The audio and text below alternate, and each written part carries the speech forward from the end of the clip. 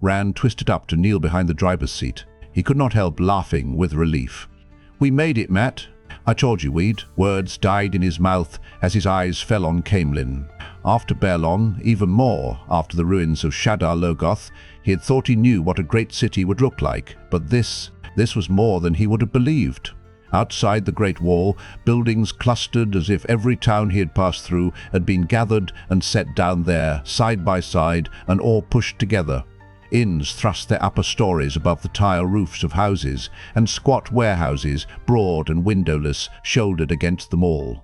Red brick and grey stone and plastered white, jumbled and mixed together, they spread as far as the eye could see.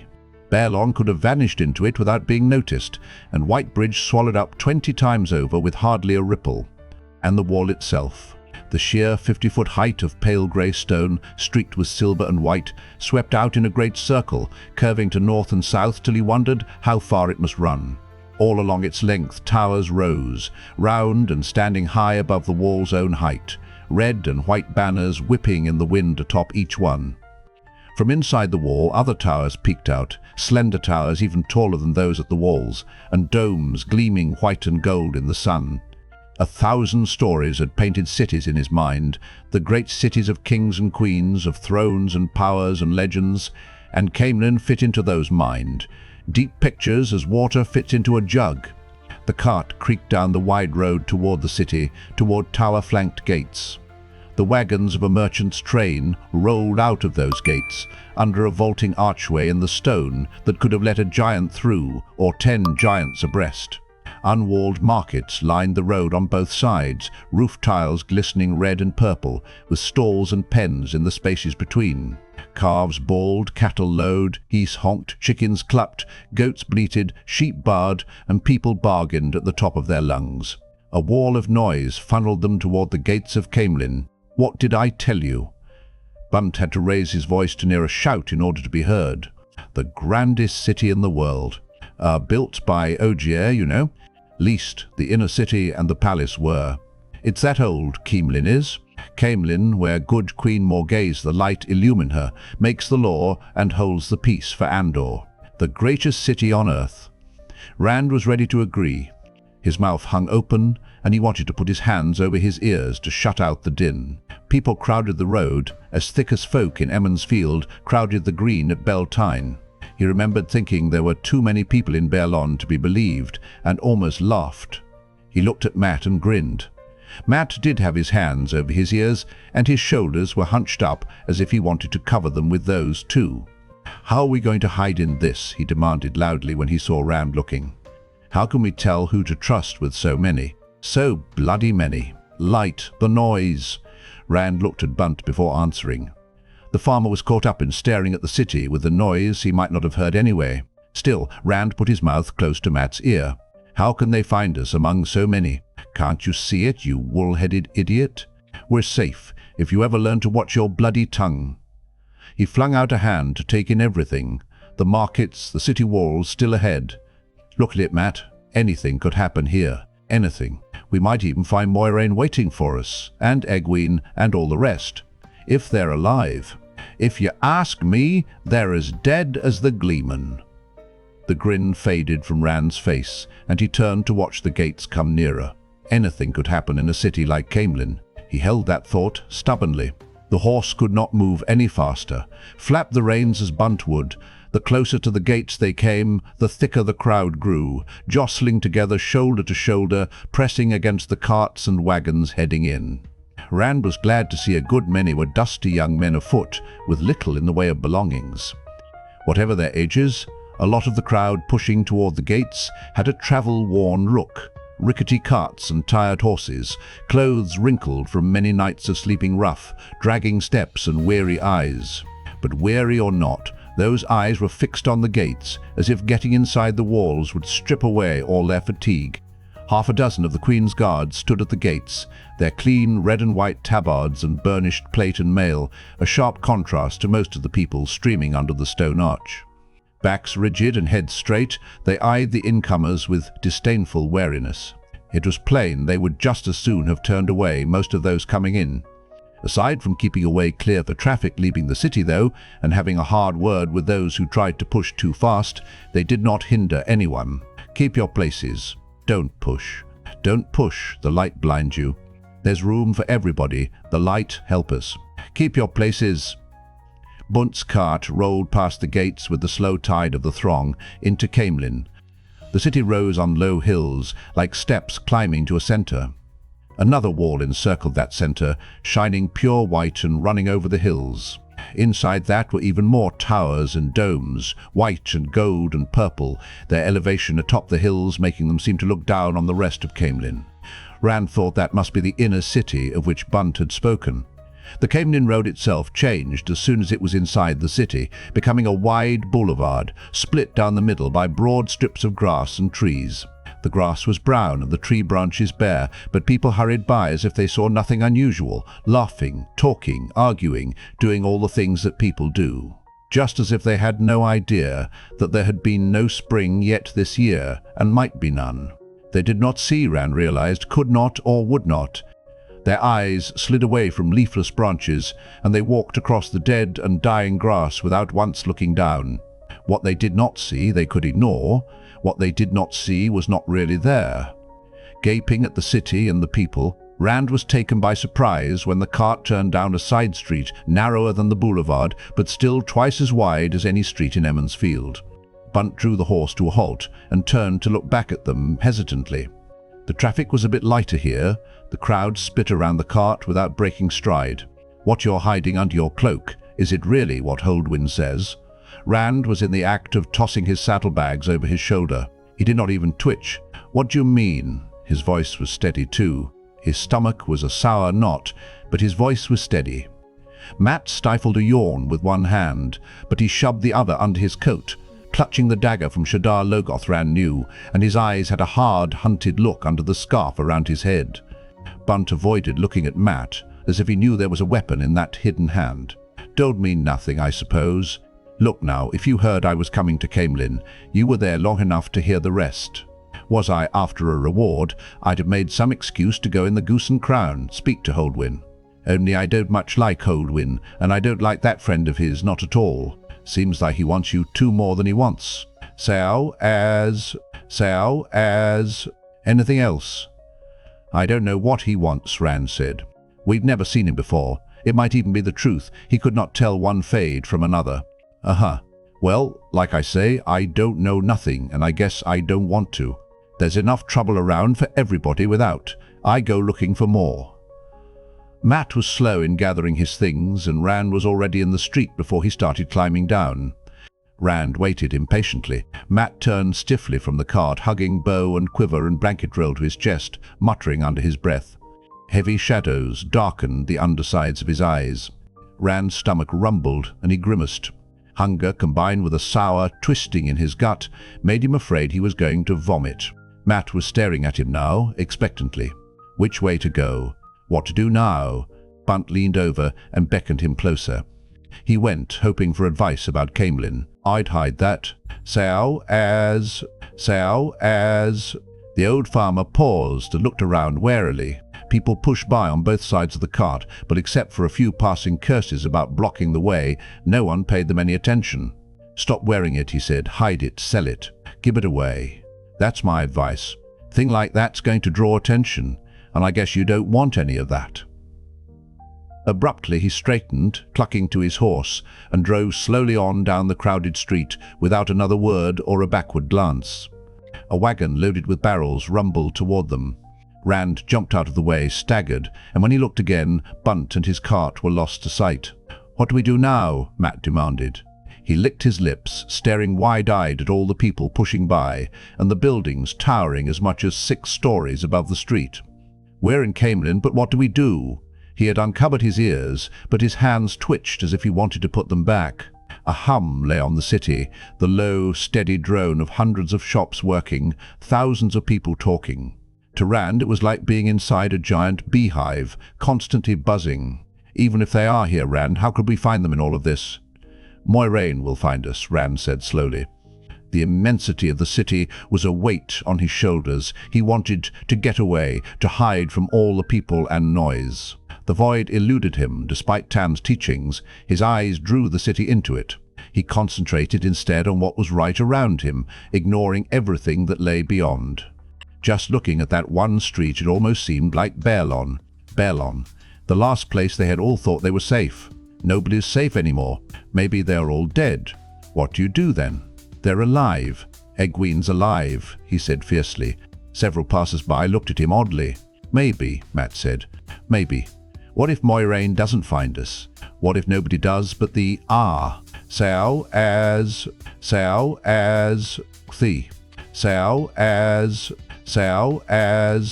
he shuddered, unable to say it.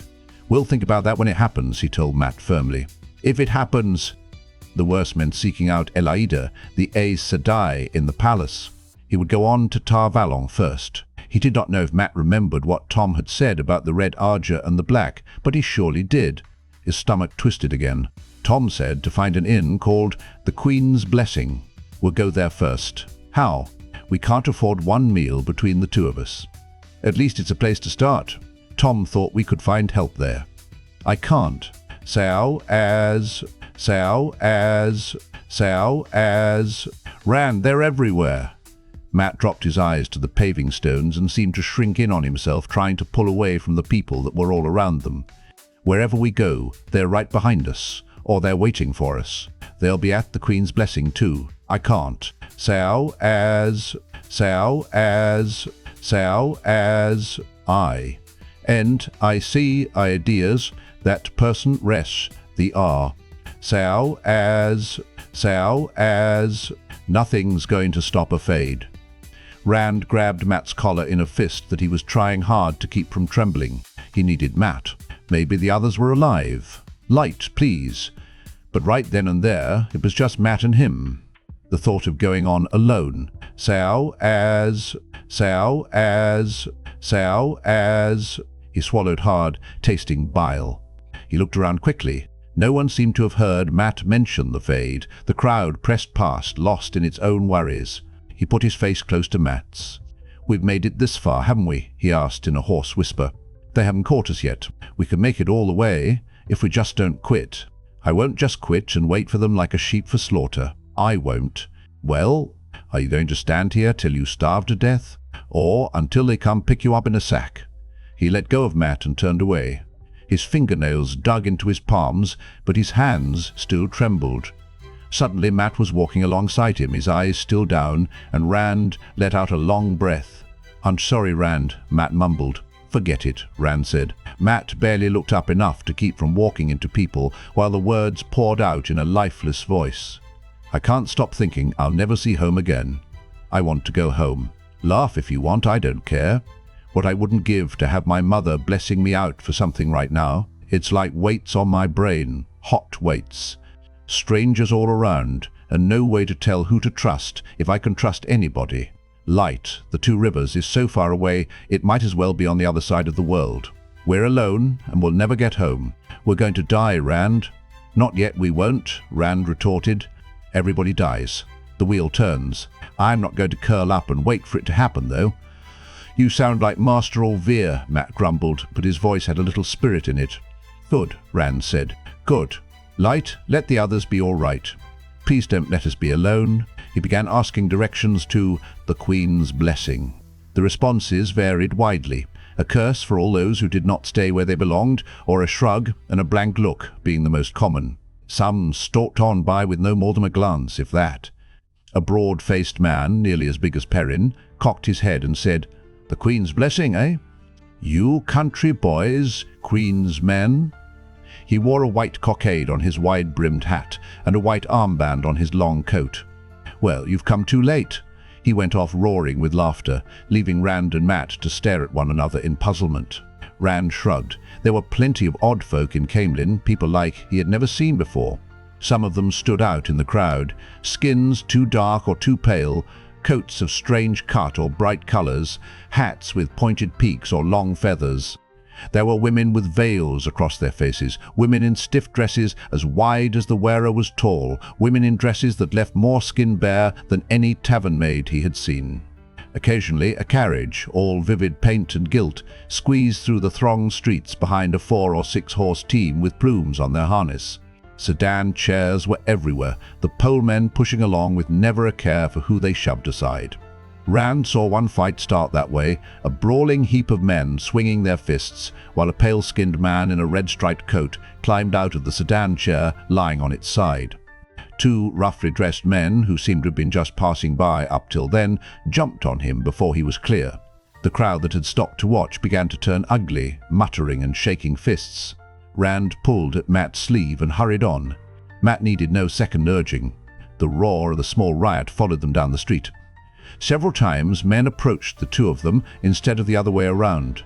Their dusty clothes marked them as newcomers and seemed to act like a magnet on some types. Furtive fellows who offered relics of Logain for sale with darting eyes and feet set to run.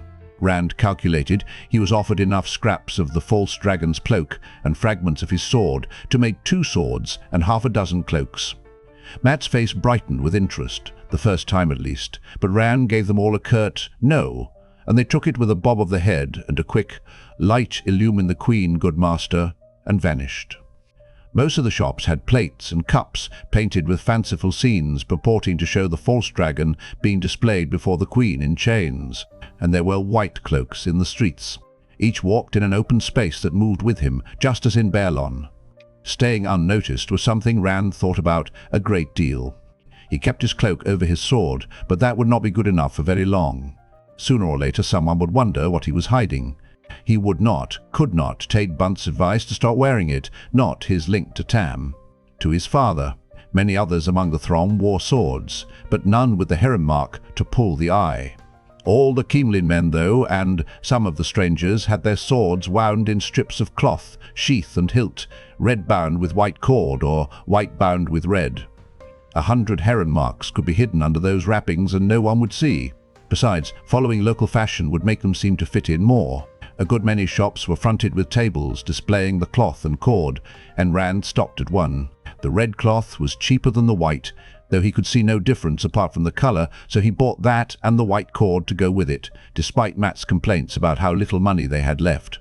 The tight-lipped shopkeeper eyed them up and down with a twist to his mouth while he took Rand's coppers and cursed them when Rand asked for a place inside to wrap his sword. "We didn't come to see Logain," Rand said patiently. "We just came to see Caemlyn." He remembered Bunt and added, "the grandest city in the world." The shopkeeper's grimace remained in place. "The light illumine good Queen Morgase," Ram said hopefully. "You make any trouble," the man said sourly, "and there's 100 men in sound of my voice will take care of you even if the guards won't." He paused to spit, just missing Rand's foot. "Get on about your filthy business." Rand nodded as if the man had bid him a cheerful farewell and pulled Mat away. Mat kept looking back over his shoulder toward the shop, growling to himself, until Rand tugged him into an empty alleyway. With their backs to the street, no passerby could see what they were doing. Rand pulled off the sword belt and set to wrapping the sheath and hilt. "I'll bet he charged you double for that bloody cloth," Mat said. "Triple." It was not as easy as it looked, fastening the strips of cloth and the cord so the whole thing would not fall off. "They'll all be trying to cheat us, Rand. They think we've come to see the false dragon, like everybody else. We'll be lucky if somebody doesn't hit us on the head while we sleep. This is no place to be. There are too many people. Let's leave for Tar Valon now, or south, to Ilion. I wouldn't mind seeing them gather for the Hunt of the Horn. If we can't go home, let's just go." "I'm staying," Rand said. "If they're not here already, they'll come here sooner or later looking for us." He was not sure if he had the wrappings done the way everyone else did, but the herons on scabbard and hilt were hidden, and he thought it was secure. As he went back out on the street, he was sure that he had one less thing to worry about causing trouble. Mat trailed along beside him as reluctantly as if he were being pulled on a leash. Bit by bit, Rand did get the directions he wanted. At first they were vague, on the order of somewhere in that direction and over that way. The nearer they came, though, the clearer the instructions, until at last they stood before a broad stone building with a sign over the door creaking in the wind. A man kneeling before a woman with red gold hair and a crown, one of her hands resting on his bowed head. The Queen's blessing. "Are you sure about this?" Mat asked. "Of course," Rand said. He took a deep breath and pushed open the door. The common room was large and panelled with dark wood, and fires on 2 hearths warmed it. A serving maid was sweeping the floor, though it was clean, and another was polishing candlesticks in the corner. Each smiled at the 2 newcomers before going back to her work. Only a few tables had people at them, but a dozen men was a crowd for so early in the day, and if none looked exactly happy to see him and Mat, at least they looked clean and sober. The smells of roasting beef and baking bread drifted from the kitchen, making Rand's mouth water. The innkeeper was fat, he was pleased to see, a pink-faced man in a starched white apron, with greying hair combed back over a bald spot that it did not quite cover. His sharp eye took them in from head to toe, dusty clothes and bundles and worn boots, but he had a ready, pleasant smile too. Basil Gill was his name. "Master Gill," Rand said, "a friend of ours told us to come here." "Tom Merrilin." "He—" The innkeeper's smile slipped. Rand looked at Mat, but he was too busy sniffing the aromas coming from the kitchen to notice anything else. "Is something wrong?" "You do know him?" "I know him," Gill said curtly. He seemed more interested in the flute case at Rand's side now than in anything else. "Come with me." He jerked his head toward the back. Rand gave Mat a jerk to get him started, then followed, wondering what was going on. In the kitchen, Master Gill paused to speak to the cook, a round woman with her hair in a bun at the back of her head, who almost matched the innkeeper pound for pound. She kept stirring her pots while Master Gill talked. The smells were so good, 2 days' hunger made a fine sauce for anything, but this smelled as good as Mistress Orvair's kitchen. That Rand's stomach growled. Mat was leaning toward the pots, nose first. Rand nudged him. Mat hastily wiped his chin where he had begun drooling. Then the innkeeper was hurrying them out the back door. In the stable yard, he looked around to make sure no one was close, then rounded on them. On Rand. "What's in the case, lad?" "Tom's flute," Rand said slowly. He opened the case, as if showing the gold and silver-chased flute would help. Mat's hand crept under his coat. Master Gill did not take his eyes off Rand. "Aye, I recognize it. I saw him play it often enough, and there's not likely 2 like that outside a royal court." The pleasant smiles were gone, and his sharp eyes were suddenly as sharp as a knife. "How did you come by it?" "Tom would part with his arm as soon as that flute. He gave it to me." Rand took Tom's bundled cloak from his back and set it on the ground, unfolding enough to show the coloured patches as well as the end of the harp case. "Tom's dead, Master Gill. If he was your friend, I'm sorry. He was mine too. Dead, you say? How? As a man tried to kill us. Tom pushed this at me and told us to run. The patches fluttered in the wind like butterflies." Rand's throat caught. He folded the cloak carefully back up again. "We'd have been killed if it hadn't been for him. We were on our way to Caemlyn together. He told us to come here, to your inn." "I'll believe he's dead," the innkeeper said slowly, "when I see his corpse." He nudged the bundled cloak with his toe and cleared his throat roughly. Nay, I believe you saw. Whatever it was you saw, I just don't believe he's dead. He's a harder man to kill than you might believe, is old Tom Merrilin." Rand put a hand on Mat's shoulder. "It's all right, Mat. He's a friend." Master Gill glanced at Mat and sighed. "I suppose I am at that." Mat straightened up slowly, folding his arms over his chest. He was still watching the innkeeper warily, though, and a muscle in his cheek twitched. "Coming to Caemlyn, you say?" The innkeeper shook his head. "This is the last place on earth I'd expect Tom to come, excepting maybe it was Tar Valon." He waited for a stableman to pass, leading a horse, and even then he lowered his voice. "You've trouble with the Aes Sedai, I take it?" "Yes," Mat grumbled at the same time that Rand said, "What makes you think that?" Master Gill chuckled dryly. "I know the man, that's what. He'd jump into that kind of trouble, especially to help a couple of lads about the age of you. As... The reminiscence in his eyes flickered out, and he stood up straight with a chary look. "Now, as...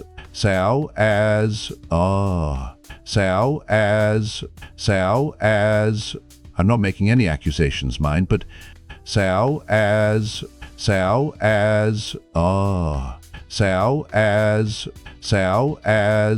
I take it neither of you can. As...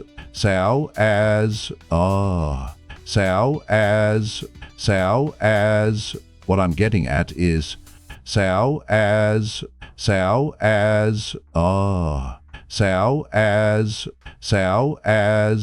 what exactly is the nature of your trouble with Tar Valon, if you don't mind my asking? Rand's skin prickled as he realized what the man was suggesting. The one power. No, nothing like that. I swear. There was even an Aes Sedai helping us. Moiraine was. Aes. He bit his tongue, but the innkeeper's expression never changed. Glad to hear it. Not that I've all that much love for Aes Sedai, but better them than Aes, that other thing. He shook his head slowly. Too much talk of that kind of thing, with Logain being brought here. No offense meant, you understand, but Aes. Well, I had to know, didn't I? No offense, Rand said. Matt's murmur could have been anything, but the innkeeper appeared to take it for the same as Rand had said. You two look the right sort, and I do believe you were. Are friends of Tom, but it's hard times and stony days. I don't suppose you can pay? No, I didn't think so. There's not enough of anything, and what there is costs the earth. So I'll give you beds, not the best, but warm and dry and something to eat, and I cannot promise more, however much I'd like. Thank you, Rand said with a quizzical glance at Matt. It's more than I expected. What was the right sort, and why should he promise more? Well, Tom's a good friend, an old friend. An old friend, hot-headed and liable to say the worst possible thing to the one person he shouldn't, but a good friend all the same. If he doesn't show up, Aes. Well, we'll figure something out then. Best you don't talk anymore. Talk about Aes Sedai helping you. I'm a good Queen's man, but there are too many in Caemlyn right now who'd take it wrong, and I don't mean just the white cloaks. Matt snorted. For all I care, the ravens can take every Aes Sedai straight to Sheol Ghul. Watch your tongue, Master Gill snapped. I said I don't love them. I didn't say I'm a fool, thinks they're behind everything that's wrong. The Queen supports Elaida, and the guards stand for the Queen. The light, send things don't go so bad, the changes. Anyway, lately some guards have forgotten themselves enough to be a little rough with folks they overhear speaking against Aes Sedai. Not on duty, thank the light, but it's happened, just the same. I don't need off-duty guards breaking up my common room to teach you a lesson, and I don't need white cloaks egging somebody on to paint the dragon's fang on my door, so if you want any help out of me, you just keep thoughts about Aes Sedai to yourself, good or bad. He paused thoughtfully, then added, maybe it's best you don't mention Tom's name either, where anyone but me can hear. Some of the guards have long memories, and so does the Queen. No need taking chances. Tom had trouble with the Queen, Rand said incredulously, and the innkeeper laughed. So he didn't tell you everything. Don't know why he should. On the other hand, I don't know why you shouldn't know either. Not like it's a secret exactly. Do you think every gleeman thinks as much of himself as Tom does? Well, come to think of it, I guess they do, but it always seemed to me Tom had an extra helping of thinking a lot of himself. He wasn't always a gleeman, you know, wandering from village to village and sleeping under a hedge as often as not. There was a time Tom Merrilin was court-barred right here in Caemlyn, and known in every royal court from Ter to Maradon. Tom, Matt said. Rand nodded slowly. He could picture Tom at a queen's court, with his stately manner and grand gestures. That he was, Master Gill said. It was not long after Taringale Damodred died that the Aes trouble about his nephew cropped up. There were some said Tom was, shall we say, closer to the Queen than was proper. But Morgase was a young widow, and Tom was in his prime then, and the Queen can do as she wishes is the way I look at it. Only she's always had a temper, has our good Morgase, and he took off without a word when he learned what kind of trouble his nephew was in. The Queen didn't much like that. Didn't like him meddling in Aes Sedai matters either. Can't say I think it was right either, nephew or no. Anyway, when he came back, he said some words, all right. Words you don't say to a queen. Words you don't say to any woman with Morgase's spirit. Elaida was set against him because of his trying to mix in the business with his nephew, and between the Queen's temper and Elaida's animosity, Tom left Caemlyn half a step ahead of a trip to prison, if not the headsman's axe. As far as I know, the writ still stands. If it was a long time ago, Rand said, maybe nobody remembers. Master Gill shook his head. Gareth Brine is Captain General of the Queen's Guards. He personally commanded the guardsmen Morgase sent to bring Tom back in chains, and I misdoubt he'll ever forget returning empty-handed to find Tom had already been back to the palace and left again. And the Queen never forgets anything. You ever know a woman who did? My, but Morgase was in a taking. I'll swear the whole city walked soft and whispered for a month. Plenty of other guardsmen old enough to remember too. No, best you keep Tom as close a secret as you keep that Aes Sedai of yours. Come, I'll get you something to eat. You look as if your bellies are gnawing at your backbones. Master Gill took them to a corner table in the common room and had one of the serving maids bring them food. Rand shook his head when he saw the plates, with a few thin slices of gravy-covered beef, a spoonful of mustard greens, and 2 potatoes on each. It was a rueful, resigned headshake, though, not angry. "Not enough of anything," the innkeeper had said. Picking up his knife and fork, Rand wondered what would happen when there was nothing left. It made his half-covered plate seem like a feast. It made him shiver. Master Gill had chosen a table well away from anyone else, and he sat with his back to the corner where he could watch the room. Nobody could get close enough to overhear what they said without him seeing. When the maid left, he said softly, "Now, why don't you tell me about this trouble of yours? If I'm going to help, I'd best know what I'm getting into." Rand looked at Mat, but Mat was frowning at his plate as if he were mad at the potato he was cutting. Rand took a deep breath. "I don't really understand it myself," he began. He kept the story simple, and he kept Trollocs and Fades out of it. When somebody offered help, it would not do to tell them it was all about fables. But he did not think it was fair to understate the danger, either, not fair to pull someone in when they had no idea what they were getting into. Some men were after him and Mat, and a couple of friends of theirs too. They appeared where they were least expected, these men, and they were deadly dangerous, and set on killing him and his friends, or worse. Moiraine said some of them were dark friends. Tom did not trust Moiraine completely, but he stayed on with them, he said, because of his nephew. They had been separated during an attack while trying to reach Whitebridge, and then, in Whitebridge, Tom died, saving them from another attack. And there had been other tries. He knew there were holes in it, but it was the best he could do on short notice without telling more than was safe. "We just kept on till we reached Caemlyn," he explained. "That was the plan, originally. Caemlyn, and then Tar Valon." He shifted uncomfortably on the edge of his chair. After keeping everything secret for so long, it felt odd to be telling somebody even as much as he was. "If we stay on that route, the others will be able to find us, sooner or later." "If they're alive," Mat muttered at his plate. Rand did not even glance at Mat. Something compelled him to add, "It could bring you trouble helping us." Master Gill waved it off with a plump hand. "Can't say as I want trouble, but it wouldn't be the first I've seen. No bloody dark friend will make me turn my back on Tom's friends. This friend of yours from up north now, if she comes to Caemlyn, I'll hear. There are people keep their eyes on comings and goings like that around here, and word spreads." Rand hesitated, then asked, "What about Elayne?" The innkeeper hesitated too and finally shook his head. "I don't think so. Maybe if you didn't have a connection to Tom, she'd winkle it out, and then where would you be? No telling. Maybe in a cell. Maybe worse. They say she has a way of feeling things, what's happened, what's going to happen. They say she can cut right through to what a man wants to hide. I don't know, but I wouldn't risk it. If it wasn't for Tom, you could go to the guards. They'd take care of any dark friends quick enough. But even if you could keep Tom quiet from the guards, word would reach Elayne as soon as you mentioned dark friends, and then you're back where we started." "No guards," Rand agreed. Mat nodded vigorously while stuffing a fork into his mouth and got gravy on his chin. "Trouble is, you're caught up in the fringes of politics, lad, even if it's none of your doing, and politics is a foggy mire full of snakes." "What about?" Rand began, but the innkeeper grimaced suddenly, his chair creaking under his bulk as he sat up straight. The cook was standing in the doorway to the kitchen, wiping her hands with her apron. When she saw the innkeeper looking, she motioned for him to come, then vanished back into the kitchen. "Might as well be married to her." Master Gill sighed. "Finds things that need fixing before I know there's anything wrong. If it's not the drain stopped up, or the downspouts clogged, it's rats.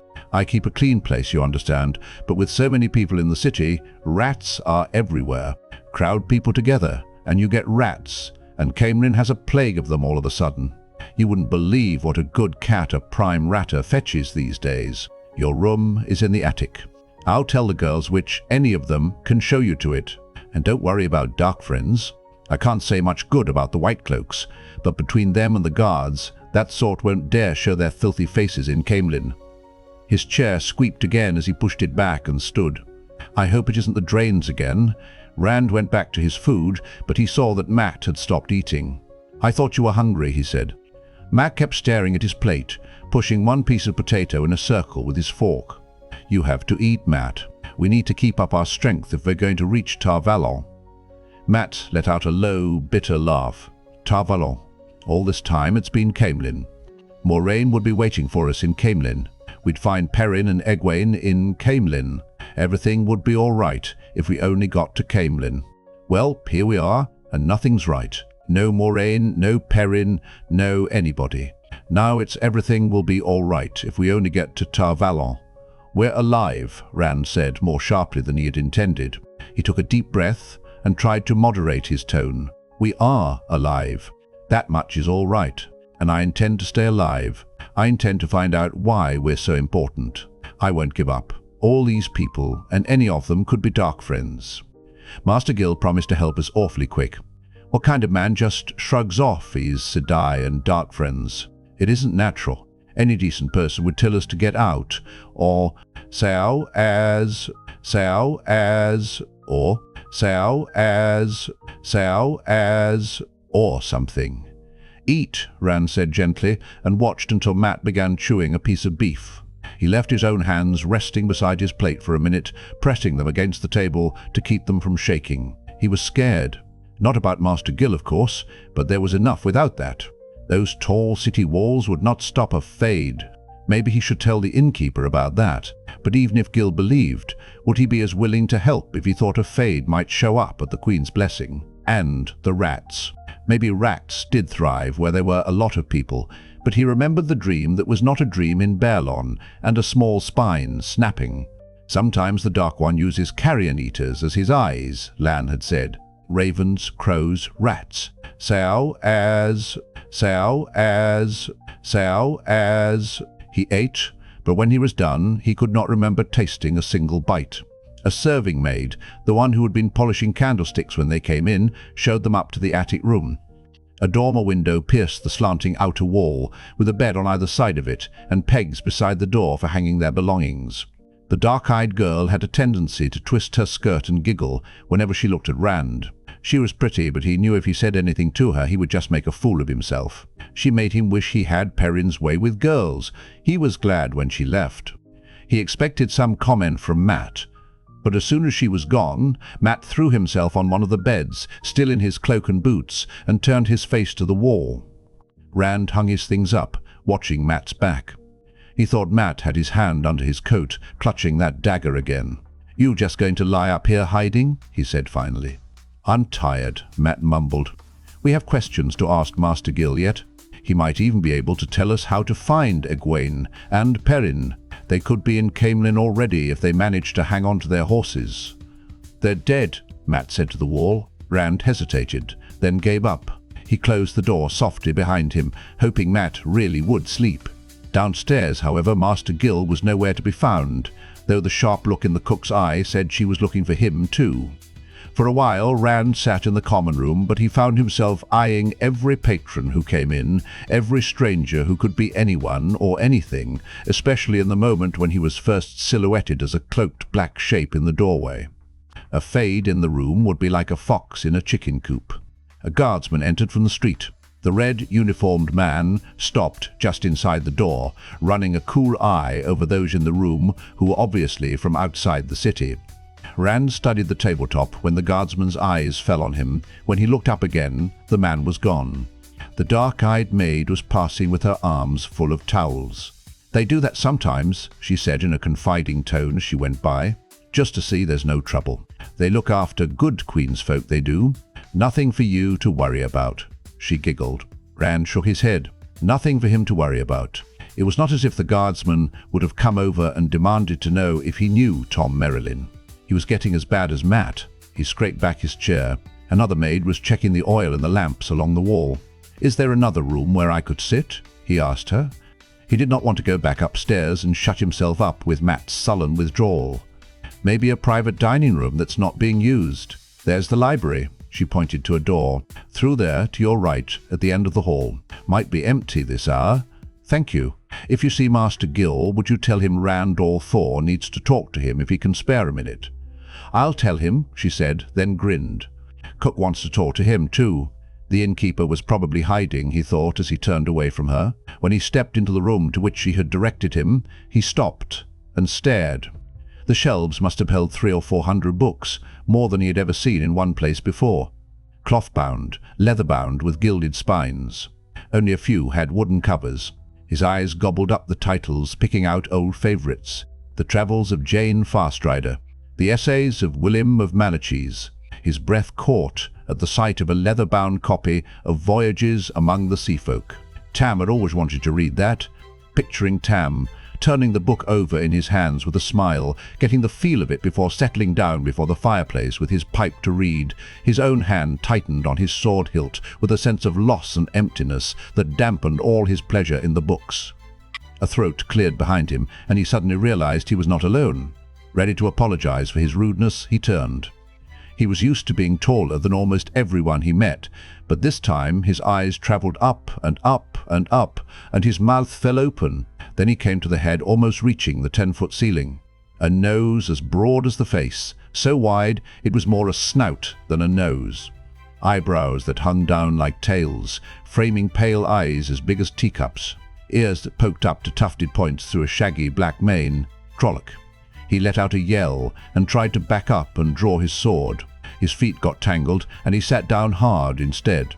"I wish you humans wouldn't do that," rumbled a voice as deep as a drum. The tufted ears twitched violently and the voice became sad. "So few of you remember us. It's our own fault, I suppose. Not many of us have gone out among men since the shadow fell on the ways." That's constant. Aes. Oh, 6 generations now. Right after the War of the 100 Years it was. The shaggy head shook and let out a sigh that would have done credit to a bull. Too long, and so few to travel and see, it might as well have been none. Rand sat there for a minute with his mouth hanging open, staring up at the apparition in wide-toed, knee-high boots and a dark blue coat that buttoned from the neck to the waist, then flared out to his boot tops like a kilt over baggy trousers. In one hand was a book, seeming tiny by comparison, with a finger broad enough for 3 marking the place. "I thought you were," he began, then caught himself. "What are?" That was not any better. Getting to his feet, he gingerly offered his hand. "My name is Rand or Thor." A hand as big as a ham engulfed his. It was accompanied by a formal bow. "Loial, son of Arent, son of Hallan. Your name sings in my ears, Rand or Thor." That sounded like a ritual greeting to Rand. He returned the bow. "Your name sings in my ears, Loial, son of Aron. Aes. Son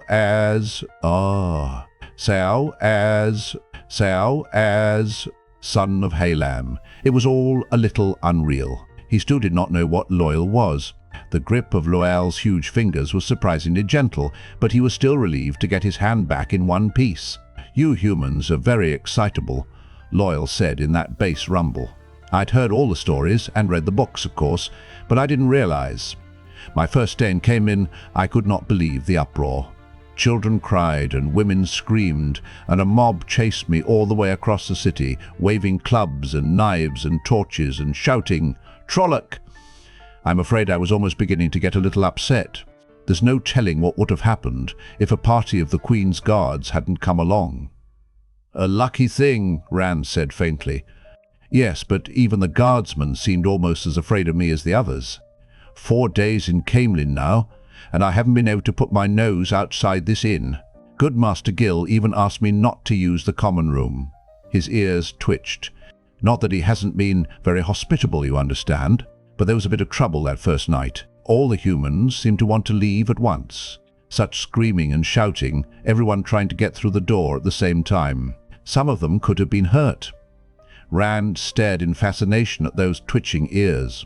"I'll tell you, it was not for this I left the steading. "You're an Ogier," Rand exclaimed. "Wait, 6 generations? You said the War of the 100 Years. How old are you?" He knew it was rude as soon as he said it, but Loial became defensive rather than offended. 90 years, the Ogier said stiffly. "In only 10 more, I'll be able to address the stump. I think the elders should have let me speak, since they were deciding whether I could leave or not. But then they always worry about anyone of any age going outside. You humans are so hasty, so erratic." He blinked and gave a short bow. "Please forgive me. I shouldn't have said that. But you do fight all the time, even when there's no need to." "That's all right," Rand said. He was still trying to take in Loial's age. Older than old Sen Buye, and still not old enough too. Aes. He sat down in one of the high-backed chairs. Loial took another, made to hold 2. He filled it. Sitting, he was as tall as most men standing. At least they did let you go. Loial looked at the floor, wrinkling his nose and rubbing at it with one thick finger. "Well, as to that now. You see, the stump had not been meeting very long, not even a year, but I could tell from what I heard that by the time they reached a decision, I would be old enough to go without their permission. I'm afraid they'll say I put a long handle on my axe, but I just Aes left. The elders always said I was too hot-headed, and I fear I've proven them right. I wonder if they have realized I'm gone yet, but I had to go." Rand bit his lip to keep from laughing.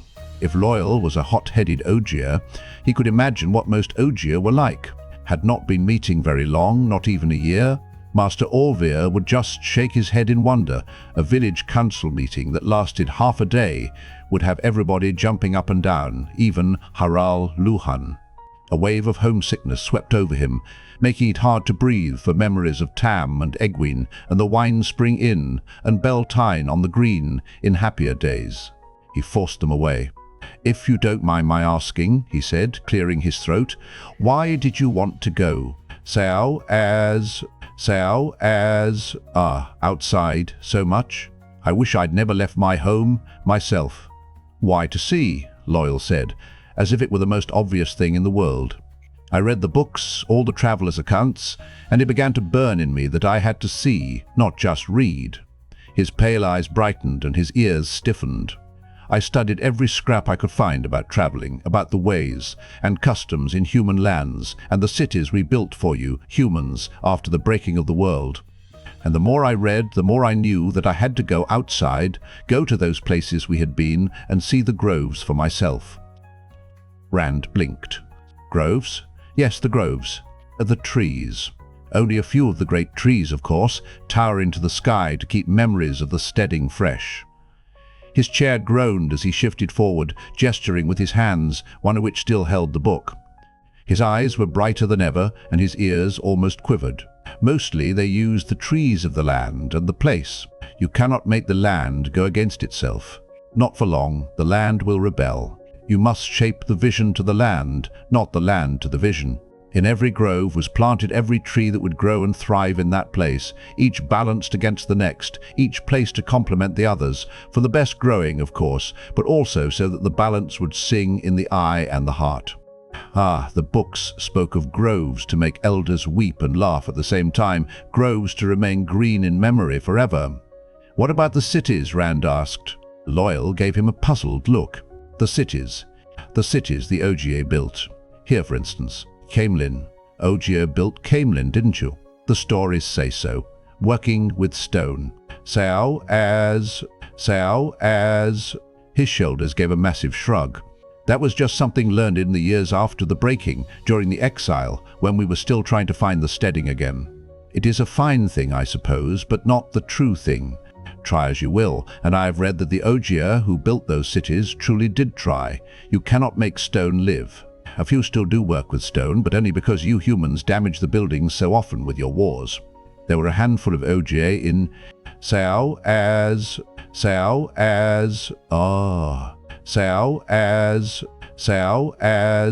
Cauthon, it's called now. When I passed through, They were from another steading, luckily, so they didn't know about me, but they were still suspicious that I was outside alone, so young. I suppose it's just as well there was no reason for me to linger there. In any case, you see, working with stone is just something that was thrust on us by the weaving of the pattern. The groves came from the heart. Rand shook his head. Half the stories he had grown up with had just been stood on their heads. I didn't know Ogier believed in the pattern, Loial. Of course we believe. The wheel of time weaves the pattern of the ages, and lives are the threads it weaves. No one can tell how the thread of his own life will be woven into the pattern, or how the thread of a people will be woven. It gave us the breaking of the world, and the exile, and stone, and the longing, and eventually it gave us back the steading before we all died. Sometimes I think the reason you humans are the way you are is because your threads are so short. They must jump around in the weaving. Oh, there, I've done it again. The elders say you humans don't like to be reminded of how short a time you live. I hope I didn't hurt your feelings. Rand laughed and shook his head. Not at all. I suppose it'd be fun to live as long as you do, but I never really thought about it. I guess if I live as long as old Senboy, that'll be long enough for anybody. He is a very old man. Rand just nodded. He was not about to explain that old Senboy was not quite as old as Loial. Well, Loial said, perhaps you humans do have short lives, but you do so much with them, always jumping around, always so hasty. And you have the whole world to do it in. We Ogier are bound to our steading. You're outside, for a time, Rand, but I must go back, eventually. This world is yours and your kind's. The steading are mine. There's too much hurly-burly outside, and so much is changed from what I read about. Well, things do change over the years. Some, anyway. Some. Half the cities I read about aren't even there any longer, and most of the rest are known by different names. You take Caerhien. The city's proper name is Alcaer Rahinalan, Hill of the Golden Dawn. They don't even remember for all of the sunrise on their banners. And the grove there. I doubt if it has been tended since the Trolloc Wars. It's just another forest now where they cut firewood. The great trees are all gone and no one remembers them. And here, Caemlyn is still Caemlyn, but they let the city grow right over the grove. We're not a quarter of a mile from the center of it, right where we sit, from where the center of it should be. Not a tree of it left. I've been to Tyr and Ilion too. Different names and no memories. There's only pasture for their horses, where the grove was at Tyr, and at Ilion the grove is the king's park, where he hunts his deer, and none allowed inside without his permission. It has all changed, Rand. I fear very much that I will find the same everywhere I go. All the groves gone, all the memories gone, all the dreams dead. You can't give up, Loial. You can't ever give up. If you give up, you might as well be dead. Rand sank back in his chair as far as he could go, his face turning red. He expected the Ogier to laugh at him, but Loial nodded gravely instead. Yes, that's the way of your kind, isn't it? The Ogier's voice changed, as if he were quoting something. Till shade is gone, till water is gone, into the shadow with teeth bared, screaming defiance with the last breath, to spit in Sightblinder's eye on the last day. Loial cocked his shaggy head expectantly, but Rand had no idea what it was he expected. A minute went by with Loial waiting, then another, and his long eyebrows began to draw down in puzzlement. But he still waited, the silence growing uncomfortable for Rand. The great trees, Rand said finally, just for something to break that silence. Are they like Avendasora? Loial sat up sharply. His chair squealed and cracked so loudly, Rand thought it was going to come apart. You know better than that. You, of all people. Me? How would I know? Are you playing a joke on me? Sometimes you Islemen think the oddest things are funny. What? I'm not an Isleman. I'm from the Two Rivers. I never even saw an Isleman.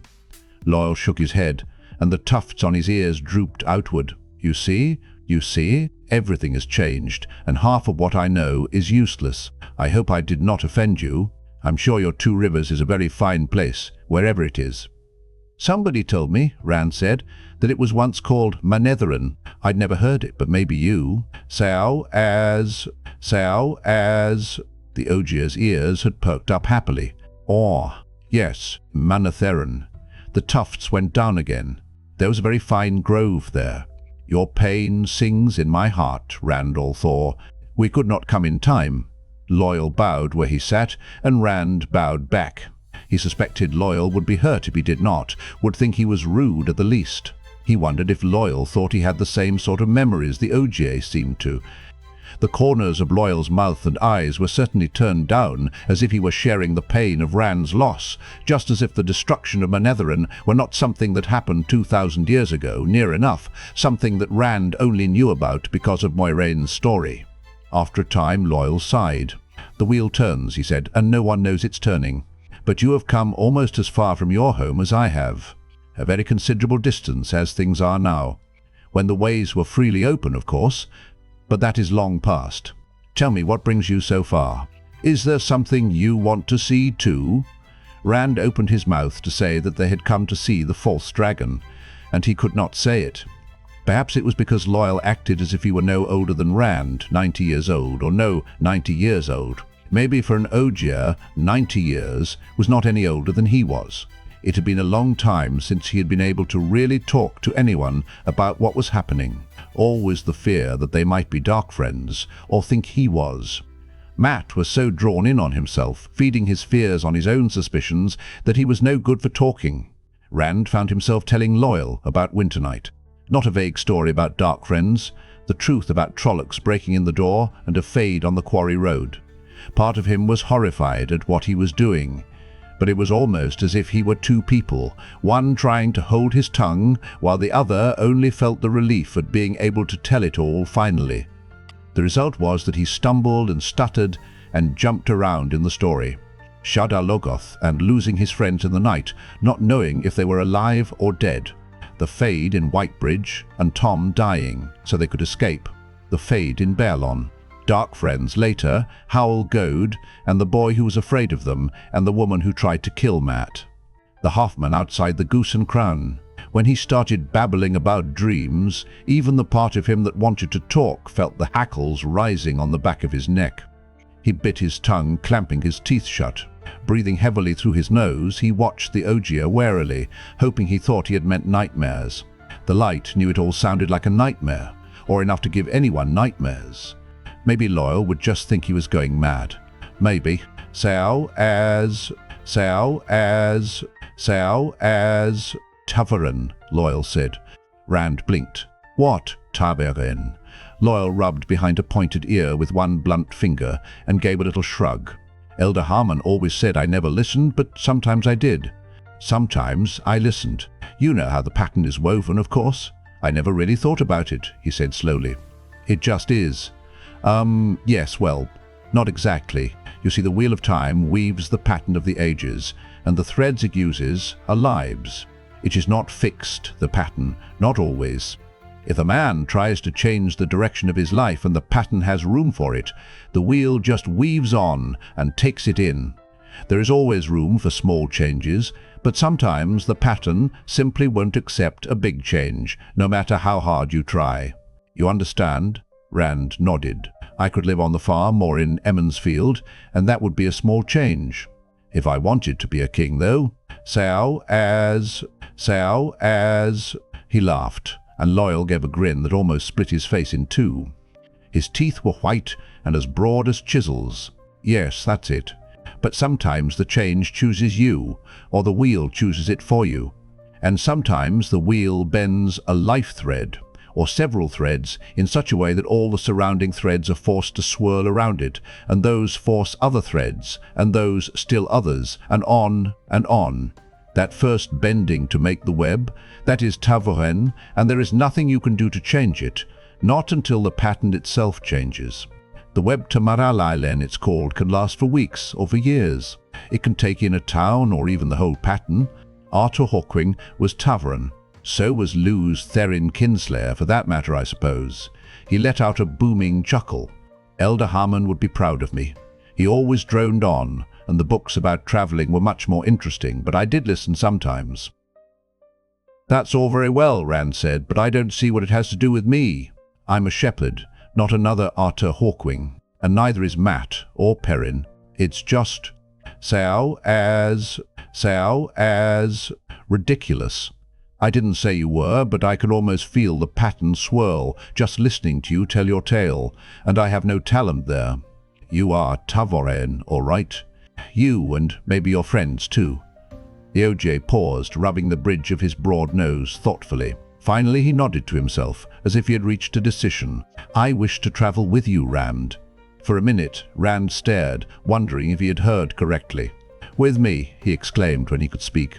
"Didn't you hear what I said about Aes? He eyed the door suddenly. It was shut tight, and thick enough that anyone trying to listen on the other side would hear only a murmur, even with his ear pressed against the wooden panels. "Just the same," he went on in a lower voice, "about who's chasing me. Anyway, I thought you wanted to go see your trees. There is a very fine grove at Tar Valon, and I've been told the Aes Sedai keep it well tended. Besides, it is not just the groves I want to see. Perhaps you are not another Arthur Hawkwing, but for a time, at least, part of the world will shape itself around you, perhaps is even now shaping itself around you. Even Elder Haman would want to see that." Rand hesitated. It would be good to have someone else along. The way Matt was behaving, being with him was almost like being alone. The Ogier was a comforting presence. Maybe he was young, as Ogier reckoned age, but he seemed as unflappable as a rock, just like Tam, and Loial, had been all of those places, and knew about others. He looked at the Ogier, sitting there with his broad face, a picture of patience. Sitting there, and taller sitting than most men standing. How do you hide somebody almost 10 feet tall? He sighed and shook his head. "I don't think that is a good idea, Loial. Even if Moiraine finds us here, we'll be in danger all the way to Tar Valon, if she does not. Aes. If she doesn't, then she's dead, and so is everyone else. Oh, Egwene." He gave himself a shake. Egwene was not dead, and Moiraine would find them. Loial looked at him sympathetically and touched his shoulder. "I'm sure your friends are well, Rand." Rand nodded his thanks. His throat was too tight to speak. "Will you at least talk with me sometimes?" Loial sighed, a bass rumble, "and perhaps play a game of stones. I've not had anyone to talk to in days, except good Master Gill, and he is busy most of the time. The cook seems to run him unmercifully. Perhaps she really owns the inn? Of course I will." His voice was hoarse. He cleared his throat and tried to grin. "And if we meet in Tar Valon, you can show me the grove there. They have to be all right. Light send they're all right." Nynaeve gripped the reins of the 3 horses and peered into the night as if she could somehow pierce the darkness and find the Aes Sedai and the warder. Skeletal trees surrounded her, stark and black in the dim moonlight. The trees and the night made an effective screen for whatever Moiraine and Lan were doing, not that either of them had paused to let her know what that was. A low, "Keep the horses quiet," from Lan, and they were gone, leaving her standing like a stable boy. She glanced at the horses and sighed with exasperation. Mandar blended into the night almost as well as his master's cloak. The only reason the battle-trained stallion was letting her get this close was because Lan had handed her the reins himself. He seemed calm enough now, but she remembered all too well the lips drawing back silently when she reached for his bridle without waiting for Lan's approval. The silence had made the bared teeth seem that much more dangerous. With a last wary look at the stallion, she turned to peer in the direction the other 2 had gone, idly stroking her own horse. She gave a startled jump when Aldib pushed a pale muzzle under her hand, but after a minute she gave the white mare a pat too. "No need to take it out on you, I suppose," she whispered, "just because your mistress is a cold-faced." She strained at the darkness again. What were they doing? After leaving Whitebridge, they had ridden through villages that seemed unreal in their normality, ordinary market villages that seemed to Nynaeve unconnected to a world that had Fades and Trollocs and Aes Sedai. They had followed the Caemlyn road until at last Moiraine sat forward in Aldib's saddle, peering eastward as if she could see the whole length of the great highway, all the many miles to Caemlyn, and see too what waited there. Eventually the Aes Sedai let out a long breath and set her back. "The wheel weaves as the wheel wills," she murmured, "but I cannot believe it weaves an end to hope.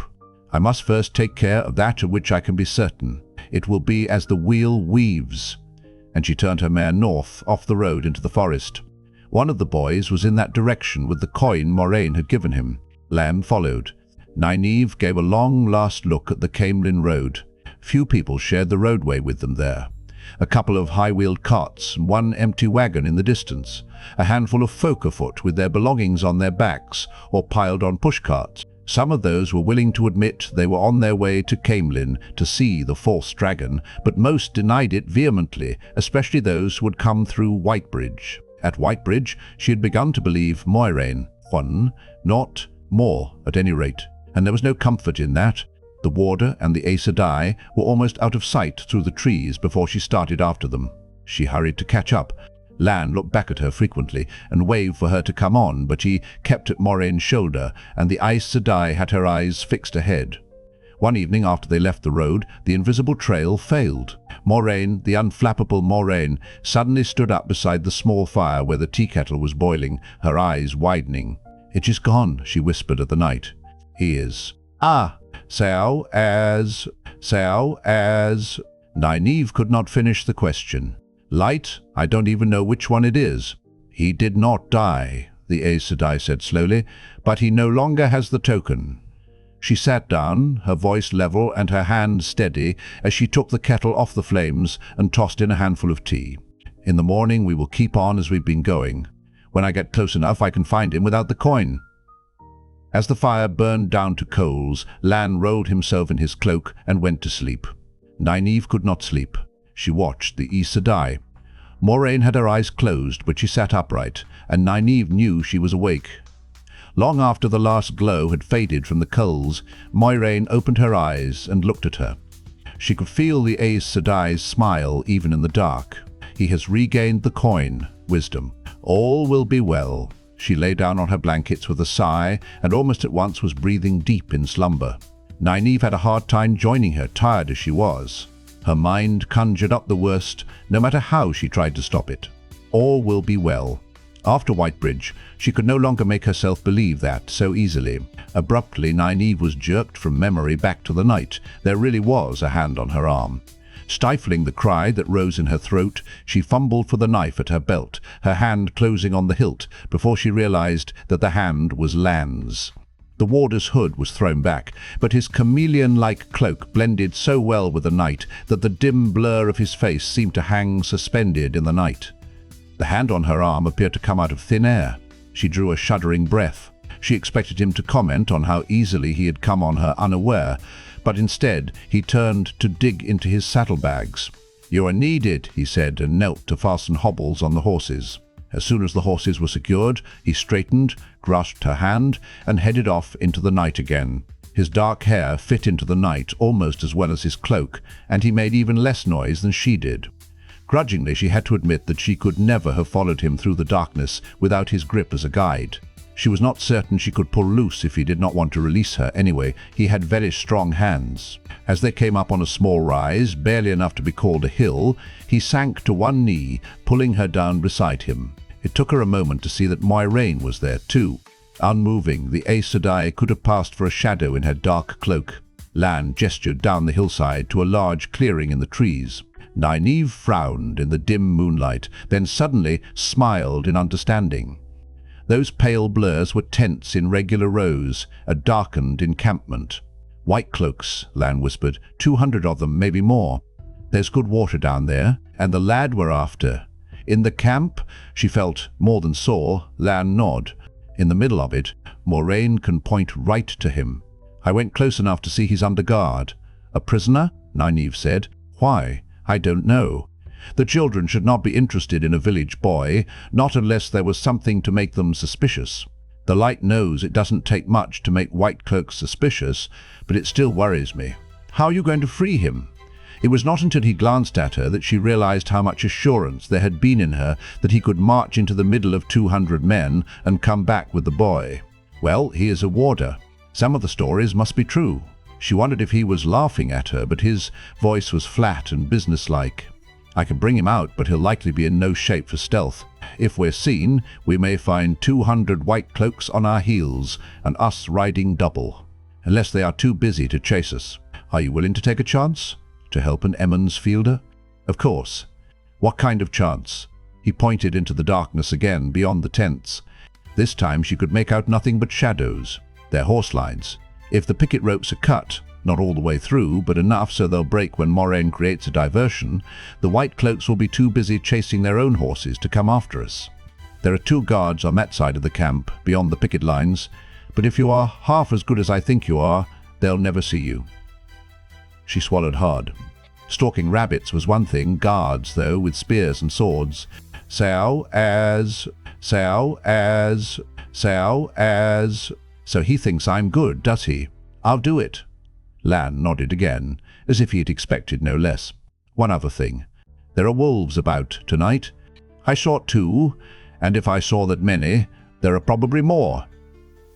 He paused, and though his voice did not change, she had the feeling he was puzzled.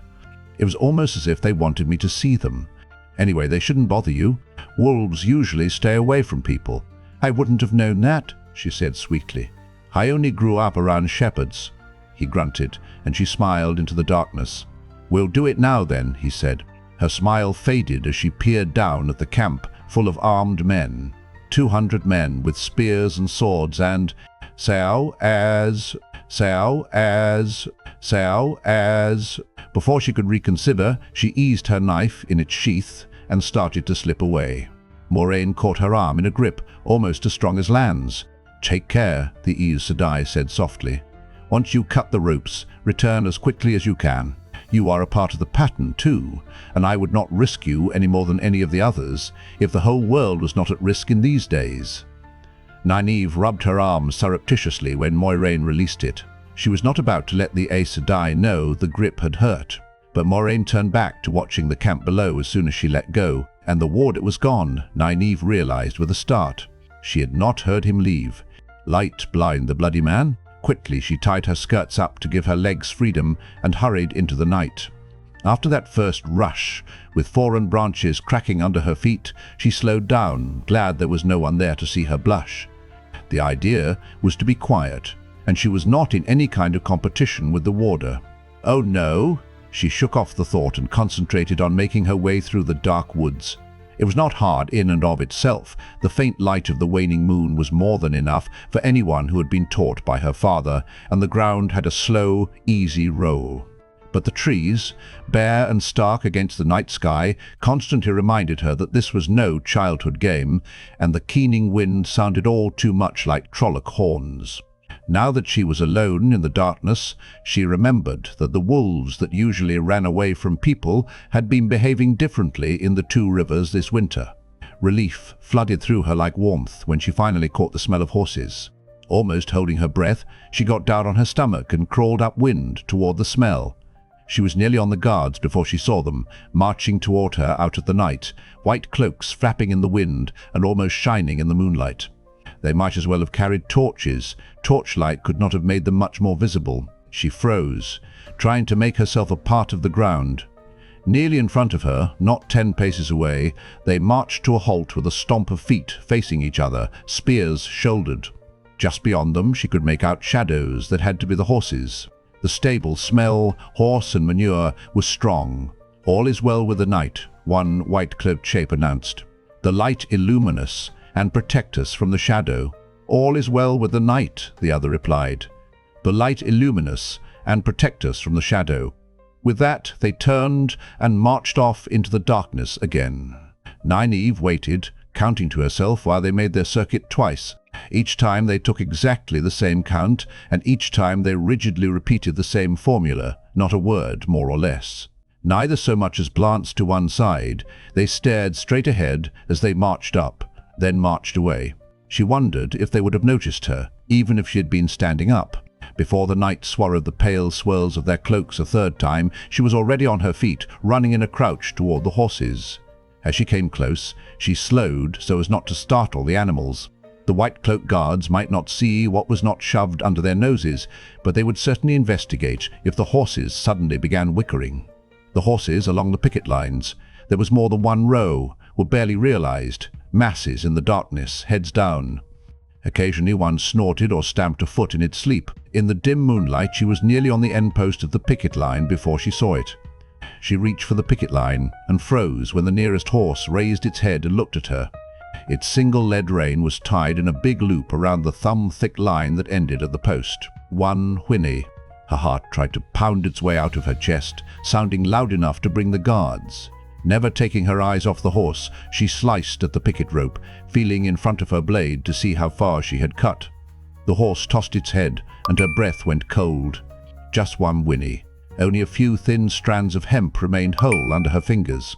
Slowly, she headed toward the next line, watching the horse until she could no longer see if it was looking at her or not, then drew a ragged breath. If they were all like that, she did not think she would last. At the next picket rope, though, and the next, the horses remained asleep, even when she cut her thumb and bit off a yelp. Sucking the cut, she looked warily back the way she had come. Upwind as she was, she could no longer hear the guards make their exchange, but they might have heard her if they were in the right place. If they were coming to see what the noise had been, the wind would keep her from hearing them until they were right on top of her. Time to go. With 4 horses out of 5 running loose, they won't be chasing anyone. But she did not move. She could imagine Lan's eyes when he heard what she had done. There would be no accusation in them, her reasoning was sound, and he would not expect any more of her. She was a wisdom, not a bloody great invincible warder who could make himself all but invisible. Jaw set, she moved to the last picket line. The first horse on it was Bella. There was no mistaking that squat, shaggy shape. For there to be another horse like that here and now was too big a coincidence. Suddenly she was so glad that she had not left off this last line that she was shaking. Her arms and legs trembled so that she was afraid to touch the picket rope, but her mind was as clear as the wine spring water. Whichever of the boys was in the camp, Egwene was there too, and if they left riding double, some of the children would catch them no matter how well the horses were scattered, and some of them would die. She was as certain as if she were listening to the wind. That stuck a spike of fear into her belly, fear of how she was certain. That had nothing to do with weather or crops or sickness. Why did Moiraine tell me I can use the power? Why couldn't she leave me alone? Strangely, the fear stilled her trembling. With hands as steady as if she were grinding herbs in her own house, she slit the picket rope as she had the others. Thrusting the dagger back into its sheath, she untied Bella's lead rein. The shaggy mare woke with a start, tossing her head, but Nynaeve stroked her nose and spoke comforting words softly in her ear. Bella gave a low snort and seemed content. Other horses along that line were awake too, and looking at her. Remembering Mandab, she reached hesitantly to the next led rein, but that horse gave no objection to a strange hand. Indeed, it seemed to want some of the muzzle stroking that Bella had received. She gripped Bella's rein tightly and wrapped the other round her other wrist, all the while watching the camp nervously. The pale tents were only 30 yards off, and she could see men moving among them.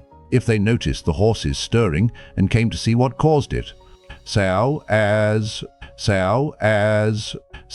Aes. Desperately she wished for Moiraine not to wait on her return. Whatever the Aes Sedai was going to do, let her do it now. Light, make her do it now before.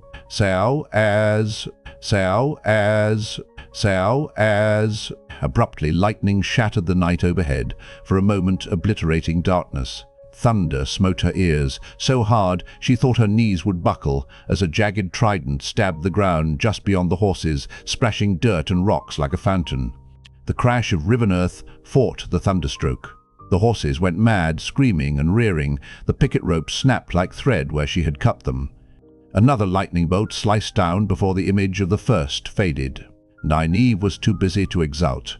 At the first clash, Bella jerked one way while the other horse reared away in the opposite direction. She thought her arms were being pulled out of their sockets. For an endless minute she hung suspended between the horses, her feet off the ground, her scream flattened by the second crash. Again the lightning struck, and again in one continuous raging roar from the heavens. Balked in the way they wanted to go, the horses surged back, letting her drop. She wanted to crouch on the ground and soothe her tortured shoulders, but there was no time. Bella and the other horse buffeted her, eyes rolling wildly till only whites showed, threatening to knock her down and trample her.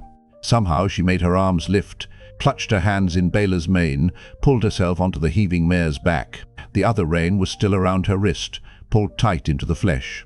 Her jaw dropped as a long grey shadow snarled past, seeming to ignore her and the horses with her, but teeth snapping at the crazed animals now darting in every direction. A second shadow of death followed close behind.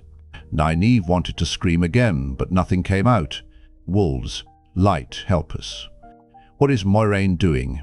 The heels she dug into Bella's sides were not needed. The mare ran, and the other was more than happy to follow. Anywhere, so long as they could run, so long as they could escape the fire from the sky that killed the night. Perrin shifted as best he could with his wrists bound behind him and finally gave up with a sigh. Every rock he avoided brought him 2 more. Awkwardly, he tried to work his cloak back over him. The night was cold, and the ground seemed to draw all the heat out of him, as it had every night since the White Cloaks took them. The children did not think prisoners needed blankets or shelter, especially not dangerous dark friends. Egwene lay huddled against his back for warmth, sleeping the deep sleep of exhaustion. She never even murmured at his shifting. The sun was long hours below the horizon, and he ached from head to foot after a day walking behind a horse with a halter around his neck, but sleep would not come for him. The column did not move that fast. With most of their remounts lost to the wolves in the steading, the White Cloaks could not push on as hard as they wanted. The delay was another thing they held against the Emond's fielders. The sinuous double line did move steadily, though. Lord Bornhold meant to reach Caemlyn in time for whatever it was, and always in the back of Perrin's mind was the fear that if he fell, the White Cloak holding his leash would not stop, no matter. Lord Captain Bornhold's orders to keep them alive for the questioners in Amador. He knew he could not save himself if that happened. The only times they freed his hands were when he was fed, and for visits to the latrine pit. The halter made every step momentous, every rock underfoot potentially fatal. He walked with muscles tense, scanning the ground with anxious eyes. Whenever he glanced at Egwene, she was doing the same. When she met his eyes, her face was tight and frightened. Neither of them dared take their eyes off the ground long enough for more than a glance. Usually he collapsed like a wrung-out rag as soon as the White Cloaks let him stop, but tonight his mind was racing. His skin crawled with dread that had been building for days. If he closed his eyes, he would see only the things Baia promised for them once they reached Amador. He was sure Egwene still did not believe what Baia told them in that flat voice. If she did, she would not be able to sleep no matter how tired she was. In the beginning, he had not believed Baia either. He still did not want to. People just did not do things like that to other people. But Baia did not really threaten, as if he were talking about getting a drink of water. He talked about hot irons and pincers, about knives slicing away skin and needles piercing. He did not appear to be trying to frighten them. There was never even a touch of bloating in his eyes. He just did not care if they were frightened or not, if they were tortured or not, if they were alive or not. That was what brought cold sweat to Perrin's face once it got through to him. That was what finally convinced him Baia was telling the simple truth. The 2 guards' cloaks gleamed greyly in the faint moonlight. He could not make out their faces, but he knew they were watching, as if they could try something, tied hand and foot the way they were. From when there had still been light enough to see, he remembered the disgust in their eyes and the pinched looks on their faces, as though they had been set to guard filth-soaked monsters, stinking and repellent to look at. All the White Cloaks looked at them that way. It never changed. Light. How do I make them believe we aren't dark friends when they're already convinced we are? His stomach twisted sickeningly. In the end, he would probably confess to anything just to make the questioners stop. Someone was coming. A White Cloak carrying a lantern. The man stopped to speak with the guards, who answered respectfully. Perrin could not hear what was said, but he recognized the tall, gaunt shape. He squinted as the lantern was held close to his face. Baia had Perrin's axe in his other hand. He had appropriated the weapon as his own. At least Perrin never saw him without it. "Wake up," Baia said emotionlessly, as if he thought Perrin slept with his head raised. He accompanied the words with a heavy kick in the ribs. Perrin gave a grunt through gritted teeth. His sides were a mass of bruises already from Baia's boots. I said, "Wake up." The foot went back again, and Perrin spoke quickly. "I'm awake." You had to acknowledge what Baia said, or he found ways to get your attention. Baia set the lantern on the ground and bent to check his bonds. The man jerked roughly at his wrist, twisting his arms in their sockets. Finding those knots still as tight as he had left them, Baia pulled at his ankle rope, scraping him across the rocky ground. The man looked too skeletal to have any strength, but Perrin might as well have been a child. It was a nightly routine. As Baia straightened, Perrin saw that Egwene was still asleep. "Wake up," he shouted. Egwene, Wake up. Wah. Aes. What? Egwene's voice was frightened and still thick with sleep. She lifted her head, blinking in the lantern light. Baer gave no sign of disappointment at not being able to kick her awake. He never did. He just jerked at her ropes the same way he had Perrin's, ignoring her groans. Causing pain was another of those things that seemed not to affect him one way or another. Perrin was the only one he really went out of his way to hurt.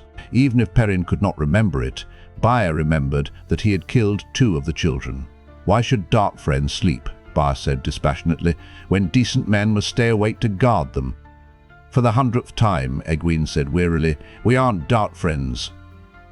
Perrin tensed. Sometimes such a denial brought a lecture delivered in a grating near monotone on confession and repentance, leading into a description of the questioner's methods of obtaining them. Sometimes it brought the lecture and a kick. To his surprise, this time Baer ignored it.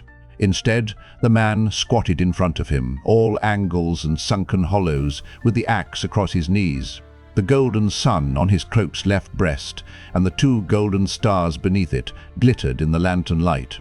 Taking off his helmet, he set it beside the lantern. For a change, there was something besides disdain or hatred on his face, something intent and unreadable. He rested his arms on the axe handle and studied Perrin silently. Perrin tried not to shift under that hollow-eyed stare. You are slowing us down, dark friend, you and your wolves. The Council of the Anointed has heard reports of such things, and they want to know more, so you must be taken to Amador and given to the questioners, but you are slowing us down. I'd hoped we could move fast enough even without the remounts, but I was wrong. He fell silent, frowning at them. Perrin waited. Baer would tell him when he was ready. The Lord Captain is caught in the cleft of a dilemma, Baer said finally. Because of the wolves, he must take you to the Council. But he must reach Caemlyn too. We have no spare horses to carry you, but if we continue to let you walk, we will not reach Caemlyn by the appointed time. The Lord Captain sees his duties with a single-minded vision, and he intends to see you before the Council. Egwene made a sound. Baer was staring at Perrin, and he stared back, almost afraid to blink. I don't understand, he said slowly. There is nothing to understand, Baer replied. Nothing but idle speculation. If you escaped, we would not have time to track you down. We don't have an hour to spare if we are to reach Caemlyn in time. If you frayed your ropes on a sharp rock, say, and vanished into the night, the Lord Captain's problem would be solved. Never taking his gaze from Perrin, he reached under his cloak and tossed something on the ground. Automatically, Perrin's eyes followed it. When he realized what it was, he gasped. A rock. A split rock with a sharp edge. Just idle speculation, Baer said. Your guards tonight also speculate. Perrin's mouth was suddenly dry. Think it through. Light help me. Think it through. And don't make any mistakes. Could it be true? Could the White Cloaks' need to get to Caemlyn quickly be important enough for this? Letting suspected dark friends escape? There was no use trying that way. He did not know enough. Baer was the only White Cloak who would talk to them, aside from Lord Captain Bornhold, and neither was exactly free with information. Another way. If Baer wanted them to escape, why not simply cut their bonds? If Baer wanted them to escape, Baer, who was convinced to his marrow that they were dark friends. Baer, who hated dark friends worse than he did the Dark One himself. Baer, who looked for any excuse to cause him pain because he had killed 2 White Cloaks. Baer wanted them to escape. If he had thought his mind was racing before, now it sped like an avalanche. Despite the cold, sweat ran down his face in rivulets. He glanced at the guards. They were only shadows of pale grey, but it seemed to him that they were poised, waiting. If he and Egwene were killed trying to escape, and their ropes had been cut on a rock that could have been lying there by chance. Aes. The Lord Captain's dilemma would be solved, all right? And Baer would have them dead the way he wanted them. The gaunt man picked up his helmet from beside the lantern and started to stand. Wait, Perrin said hoarsely. His thoughts tumbled over and over as he searched in vain for some way out. Wait, I want to talk. Help comes. The thought blossomed in his mind, a clear burst of light in the midst of chaos, so startling that for a moment he forgot everything else, even where he was. Dapple was alive. Elias, he thought at the wolf, demanding without words to know if the man was alive. An image came back. Elias, lying on a bed of evergreen branches beside a small fire in a cave, tending a wound in his side. It all took only an instant. He gaped at Baia, and his face broke into a foolish grin. Elias was alive. Dapple was alive. Help was coming. Baia paused, risen only to a crouch, looking at him. "Some thought has come to you, Perrin of the Two Rivers, and I would know what it is." For a moment, Perrin thought he meant the thought from Dapple. Panic fled across his face, followed by relief. Baia could not possibly know.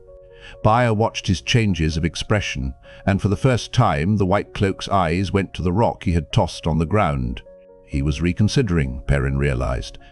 If he changed his mind about the rock, would he dare risk leaving them alive to talk? Ropes could be frayed after the people wearing them were dead, even if it made for risk of discovery. He looked into Baia's eyes. The shadowed hollows of the man's eye sockets made them appear to stare at him from dark caves, and he saw death decided. Baia opened his mouth, and as Perrin waited for sentence to be pronounced, things began to happen too fast for thought. Suddenly, one of the guards vanished. 1 minute there were 2 dim shapes. The next, the night swallowed one of them. The second guard turned, the beginning of a cry on his lips, but before the first syllable was uttered there was a solid chunk, and he toppled over like a felled tree. Baia spun, swift as a striking viper, the axe whirling in his hands so fast that it hummed. Perrin's eyes bulged as the night seemed to flow into the lantern light. His mouth opened to yell, but his throat locked tight with fear. For an instant he even forgot that Baia wanted to kill them. The White Cloak was another human being, and the night had come alive to take them all.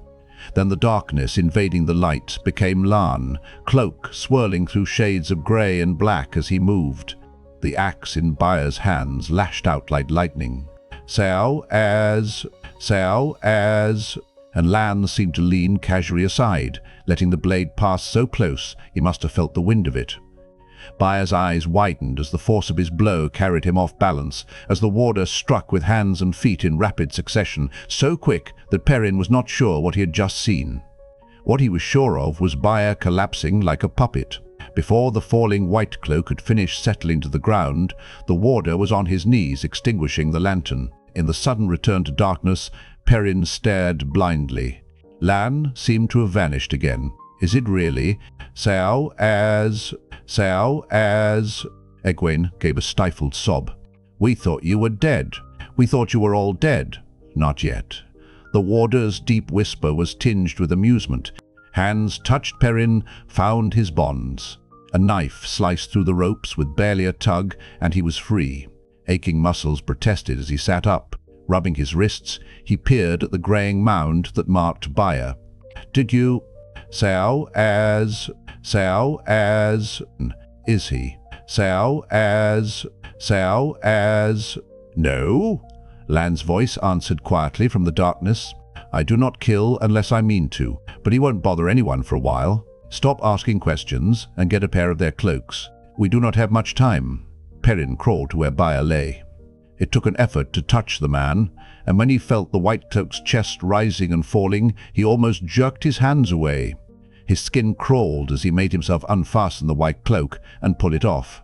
Despite what Lan said, he could imagine the skull-faced man suddenly rearing up. Hastily he fumbled around till he found his axe, then crawled to another guard. It seemed strange at first that he felt no reluctance to touch this unconscious man, but the reason came to him. All the White Cloaks hated him, but that was a human emotion. Baia felt nothing beyond that he should die. There was no hate in it, no emotion at all. Gathering the 2 cloaks in his arms, he turned, and panic grabbed him. In the darkness he suddenly had no sense of direction, of how to find his way back to Lan and the others. His feet rooted to the ground, afraid to move. Even Baia was hidden by the night without his White Cloak. There was nothing by which to orient himself. Any way he went might be out into the camp. Here! He stumbled toward Lan's whisper until hands stopped him. Egwene was a dim shadow, and Lan's face was a blur. The rest of the warder seemed not to be there at all. He could feel their eyes on him, and he wondered if he should explain. "Put on the cloaks," Lan said softly. "Yes, quickly. Bundle your own. And make no sound. You aren't safe yet." Hurriedly, Perrin passed one of the cloaks to Egwene, relieved at being saved from having to tell of his fear. He made his own cloak into a bundle to carry and swung the white cloak around his shoulders in its place. He felt a prickle as it settled around his shoulders, a stab of worry between his shoulder blades. Was it Bayer's cloak he had ended up with? He almost thought he could smell the gaunt man on it. Lan directed them to hold hands, and Perrin gripped his axe in one hand and Egwene's hand with the other, wishing the warder would get on with their escape, so he could stop his imagination from running wild. But they just stood there, surrounded by the tents of the children, two shapes in white cloaks, and one that was sensed but not seen. "Soon," Lan whispered. "Bye!" Very soon. Lightning broke the night above the camp, so close that Perrin felt the hair on his arms, his head lifting as the boat charged the air.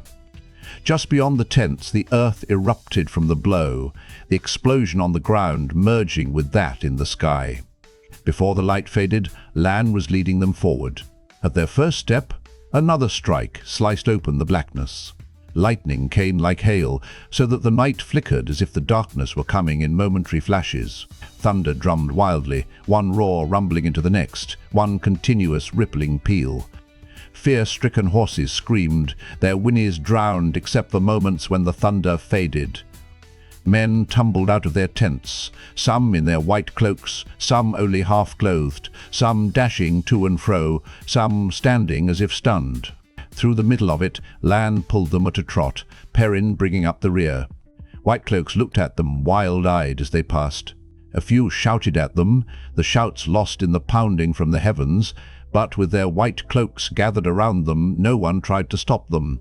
Through the tents, out of the camp and into the night, and no one raised a hand against them. The ground turned uneven under Perrin's feet, and brush slapped at him as he let himself be drawn along. The lightning flickered fitfully and was gone. Echoes of thunder rolled across the sky before they, too, faded away. Perrin looked over his shoulder.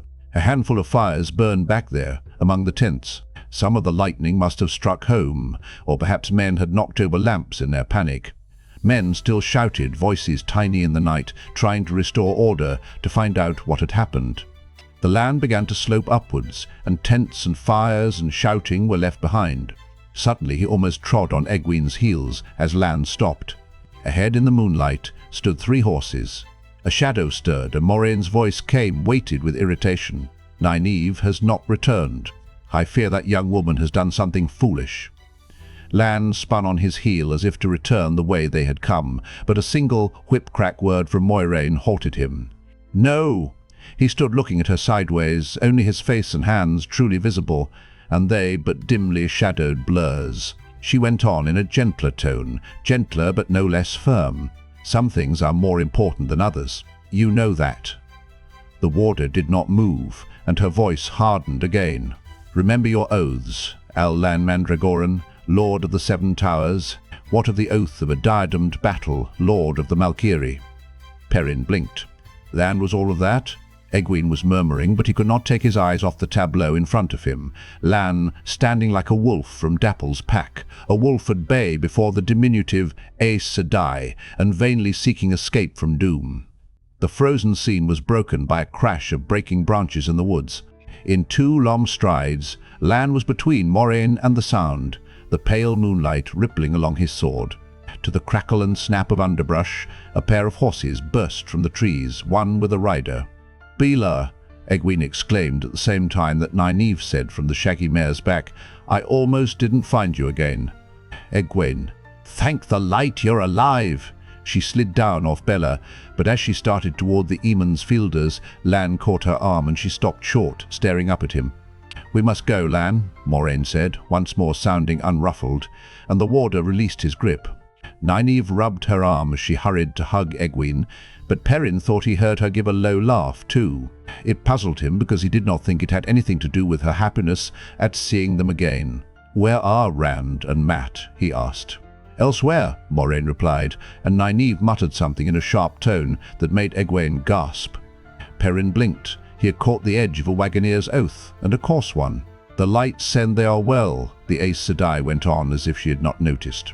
"We will none of us be well," Lan said, "if the white cloaks find us. Change your cloaks and get mounted." Perrin scrambled up onto the horse Nynaeve had brought behind Baela. The lack of a saddle did not hamper him. He did not ride often at home, but when he did, it was more likely bareback than not. He still carried the white cloak, now rolled up and tied to his belt. The warder said they must leave no more traces for the children to find than they could help. He still thought he could smell byre on it. As they started out, the warder leading on his tall black stallion, Perrin felt Dapple's touch on his mind once more.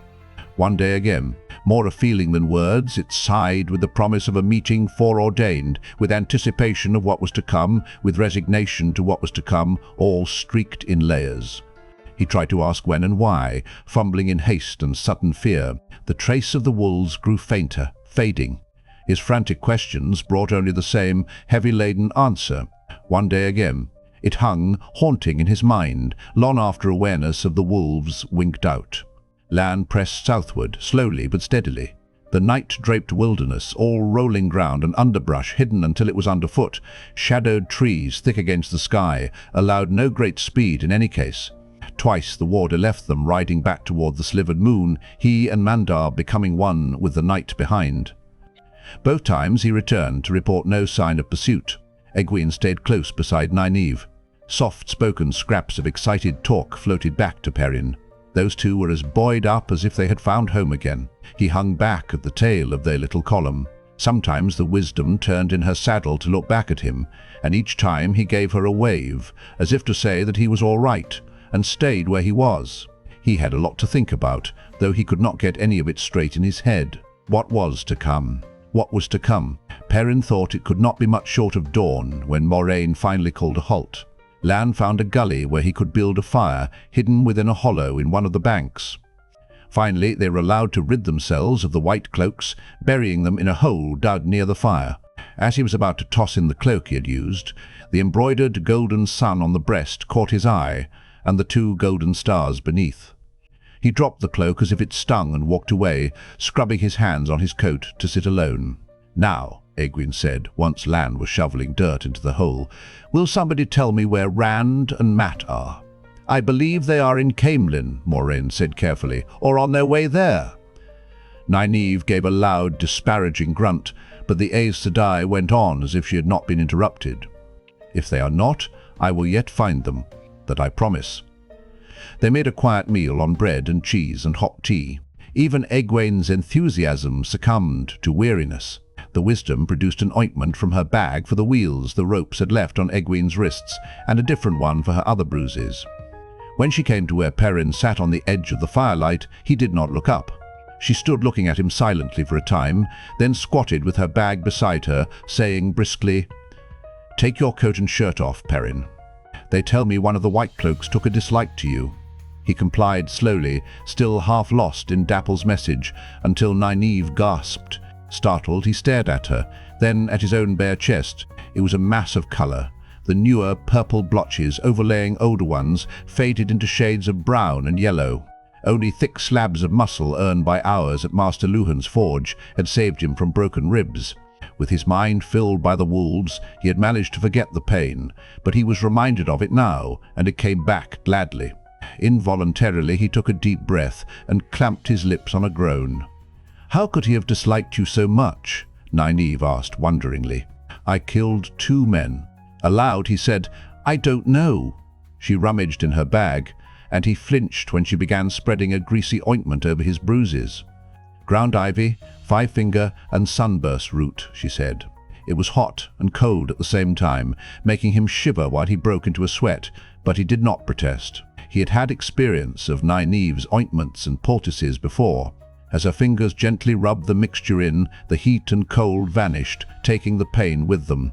The purple splotches faded to brown, and the brown and yellow paled, some disappearing altogether. Experimentally he took a deep breath. There was barely a twinge. "You look surprised," Nynaeve said.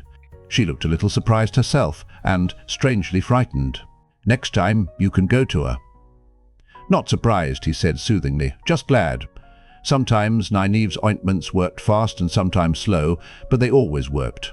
"What? Sao as... What happened to Rand and Mat?"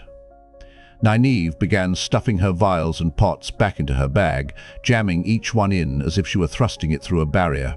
She says they're all right. She says we'll find them.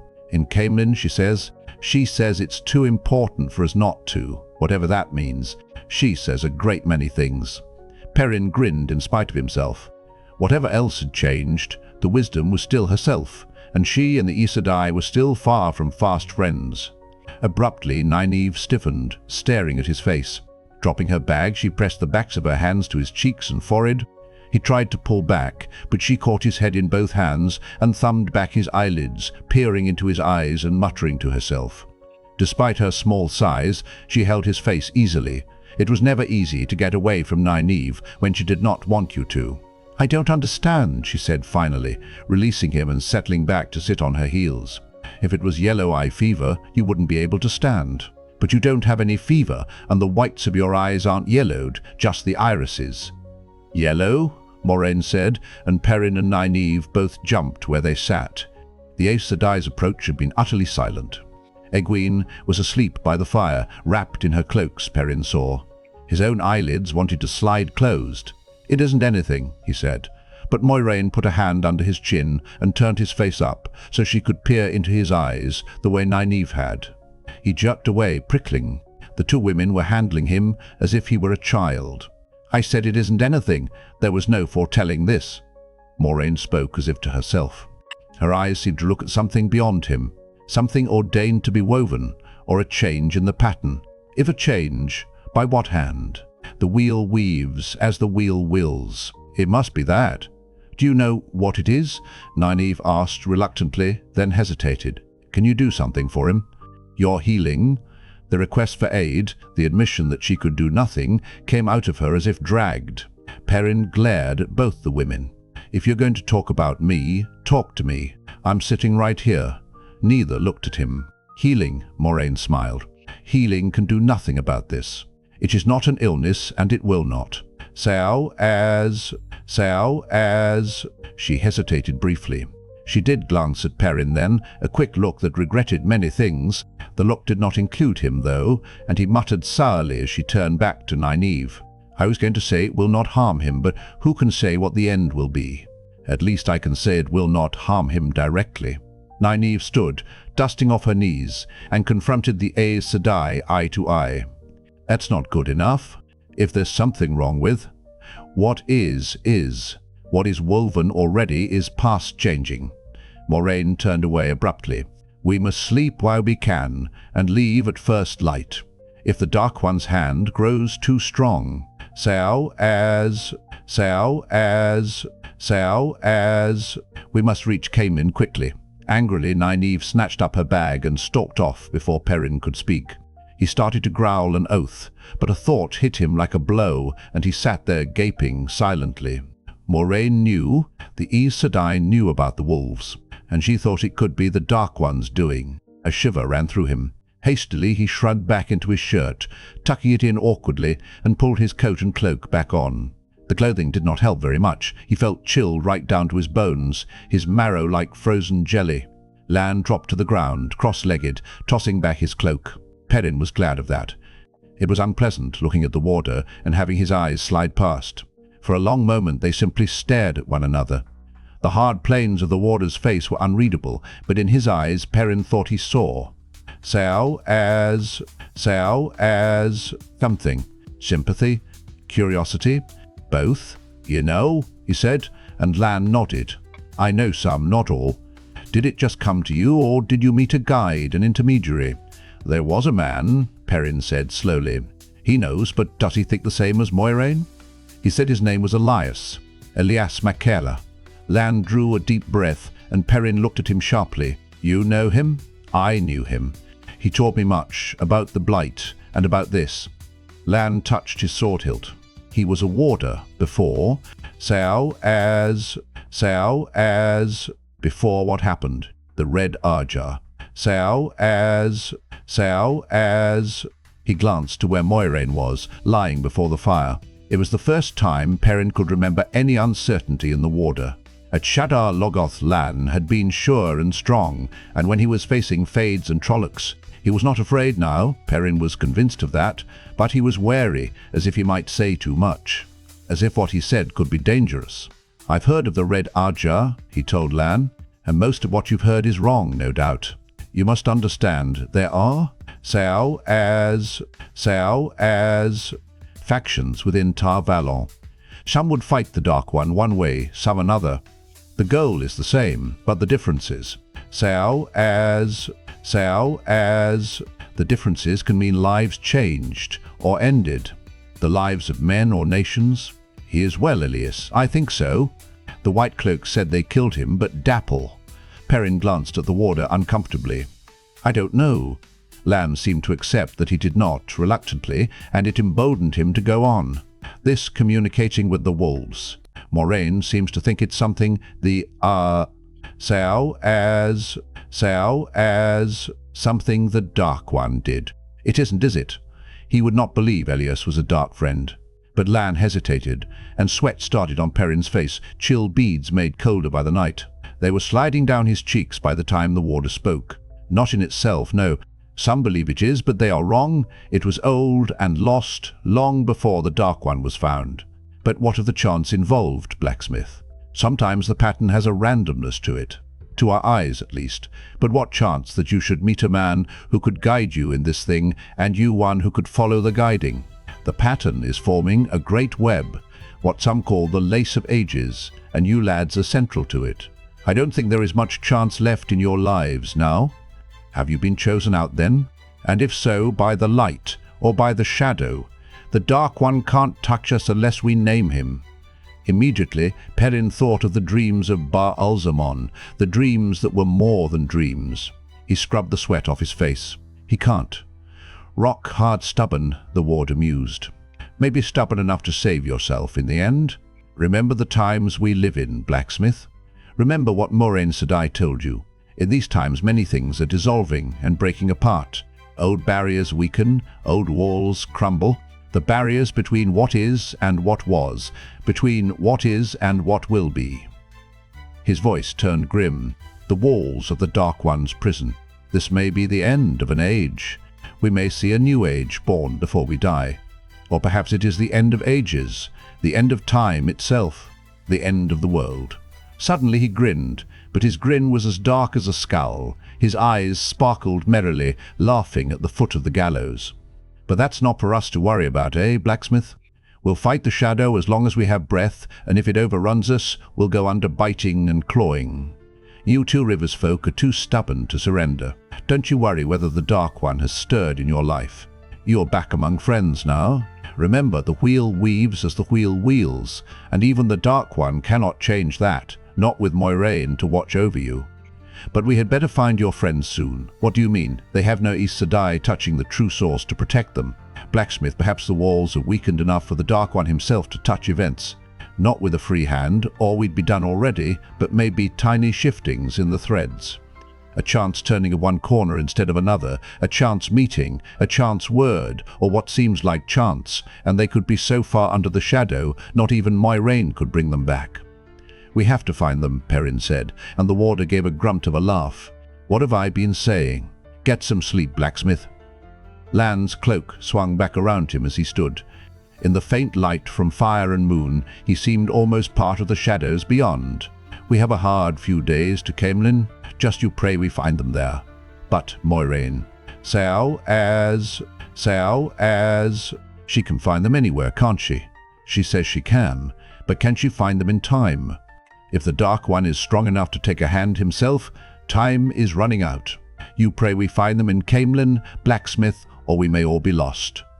Rand looked down on the crowds from the high window of his room in the Queen's blessing. They ran shouting along the street, all streaming in the same direction, waving pennants and banners, the White Lion standing guard on 1,000 fields of red. Caemlyners and Outlanders, they ran together, and for a change, no one appeared to want to bash anyone else's head. Today, maybe, there was only one faction. He turned from the window, grinning. Next to the day when Egwene and Perrin walked in, alive and laughing over what they had seen, this was the day he had been waiting for most. "Are you coming?" he asked again. Mat glowered from where he lay, curled up in a ball on his bed. Take that Trolloc you're so friendly with. Blood and ashes, Matt. He's not a Trolloc. You're just being stubborn stupid. How many times do you want to have this argument? Light. It's not as if you'd never heard of Ogier before. I never heard they looked like Trollocs. Matt pushed his face into his pillow and curled himself tighter. Stubborn stupid, Rand muttered. How long are you going to hide up here? I'm not going to keep bringing you your meals up all those stairs forever. You could do with a bath, too. Matt shrugged around on the bed as if he were trying to burrow deeper into it. Rand sighed, then went to the door. Last chance to go together, Matt. I'm leaving now. He closed the door slowly, hoping that Matt would change his mind, but his friend did not stir. The door clicked shut. In the hallway, he leaned against the door frame. Master Gill said there was an old woman 2 streets over, Mother Grubb, who sold herbs and poultices, besides birthing babies, tending the sick, and telling fortunes. She sounded a little like a wisdom. Nynaeve was who Matt needed, or maybe Moiraine, but Mother Grubb was who he had. Bringing her to the Queen's blessing might bring the wrong kind of attention as well, though, if she would even come. For her, as well as for Matt and him. Herbalists and hedge doctors were lying low in Caemlyn right now. There was talk against anyone who did any kind of healing or fortune-telling. Every night the Dragon's Fang was scrawled on doors with a free hand, sometimes even in the daylight, and people might forget who had cured their fevers and poulticed their toothaches when the cry of Dark Friend went up. That was the temper in the city. It was not as if Matt were really sick. He ate everything Rand carried up from the kitchen. He would take nothing from anyone else's hand, though, and never complained about aches or fever. He just refused to leave the room. But Rand had been sure today would bring him out. He settled his cloak on his shoulders and hitched his sword belt around, so the sword and the red cloth wrapped around it was covered more. At the foot of the stairs he met Master Gill, just starting up. "There's someone been asking after you in the city," the innkeeper said around his pipe. Rand felt a surge of hope. "Asking after you and those friends of yours, by name? You younglings anyway. Seems to want you 3 lads most." Anxiety replaced hope. "Who?" Rand asked. He still could not help glancing up and down the hall. Except for they 2, it was empty, from the exit into the alley to the common room door. "Don't know his name? Just heard about him. I hear most things in Caemlyn, eventually. A beggar," the innkeeper grunted. "Half mad, I hear. Even so, he could take the Queen's bounty at the palace, even with things as hard as they are. On high days, the Queen gives it out with her own hands, and there's never anyone turned away for any reason. No one needs to beg in Caemlyn. Even a man under warrant can't be arrested while he's taking the Queen's bounty." "A Dark Friend?" Rand said reluctantly. "If the Dark Friends know our names. Aes. You've got Dark Friends on the brain, young fellow. They're around, certainly, but just because the White Cloaks have everybody stirred up is no reason for you to think the city is full of them. Do you know what rumor those idiots have started now? Strange shapes. Can you believe it? Strange shapes creeping around outside the city in the night." The innkeeper chuckled till his belly shook. Rand did not feel like laughing. Hyam Kinch had talked about strange shapes, and there had surely enough been a fade back there. What kind of shapes? What kind? I don't know what kind. Strange shapes. Trollocs, probably. The Shadow Man. Luz Therin Kinslayer himself, come back 50 feet high. What kind of shapes do you think people will imagine now, the ideas in their heads? It's none of our worry. Master Gill eyed him for a moment. "Going out, are you? Well, I can't say I care for it myself even today, but there's hardly anybody left here but me. Not your friend? Matt's not feeling very well? Maybe later. Well, be that as it may, you watch yourself now. Even today, good Queen's men will be outnumbered out there. Light burn the day I ever thought to see it so. Best you leave by the alleyway. There's 2 of those blood-be-damned traitors sitting across the street watching my front door. They know where I stand. By the light." Rand stuck his head out and looked both ways before slipping into the alley. A bulky man Master Gill had hired stood at the head of the alley, leaning on a spear and watching the people run past with an apparent lack of interest. It was only apparent, Rand knew. The fellow, his name was Lamwyn, saw everything through those heavy-lidded eyes, and for all his bullish bulk, he could move like a cat. He also thought Queen Morgase was the light made flesh, or near enough. There were a dozen like him, scattered around the Queen's blessing. Lamgwyn's ear twitched when Rand reached the mouth of the alley, but he never took his disinterest off the street. Rand knew the man had heard him coming. "Watch your back today, man." Lamgwyn's voice sounded like gravel in a pan. "When the trouble starts, you'll be a handy one to have here, not somewhere with a knife in your back." Rand glanced at the blocky man, but his surprise was muted. He always tried to keep the sword out of sight, but this was not the first time one of Master Gill's men had assumed he would know his way in a fight.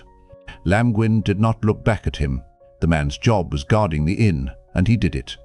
Pushing his sword back a little further under his cloak, Rand joined the flow of people. He saw the two men the innkeeper had mentioned, standing on upturned barrels across the street from the inn so they could see over the crowd. He did not think they noticed him coming out of the alley. They made no secret of their allegiance.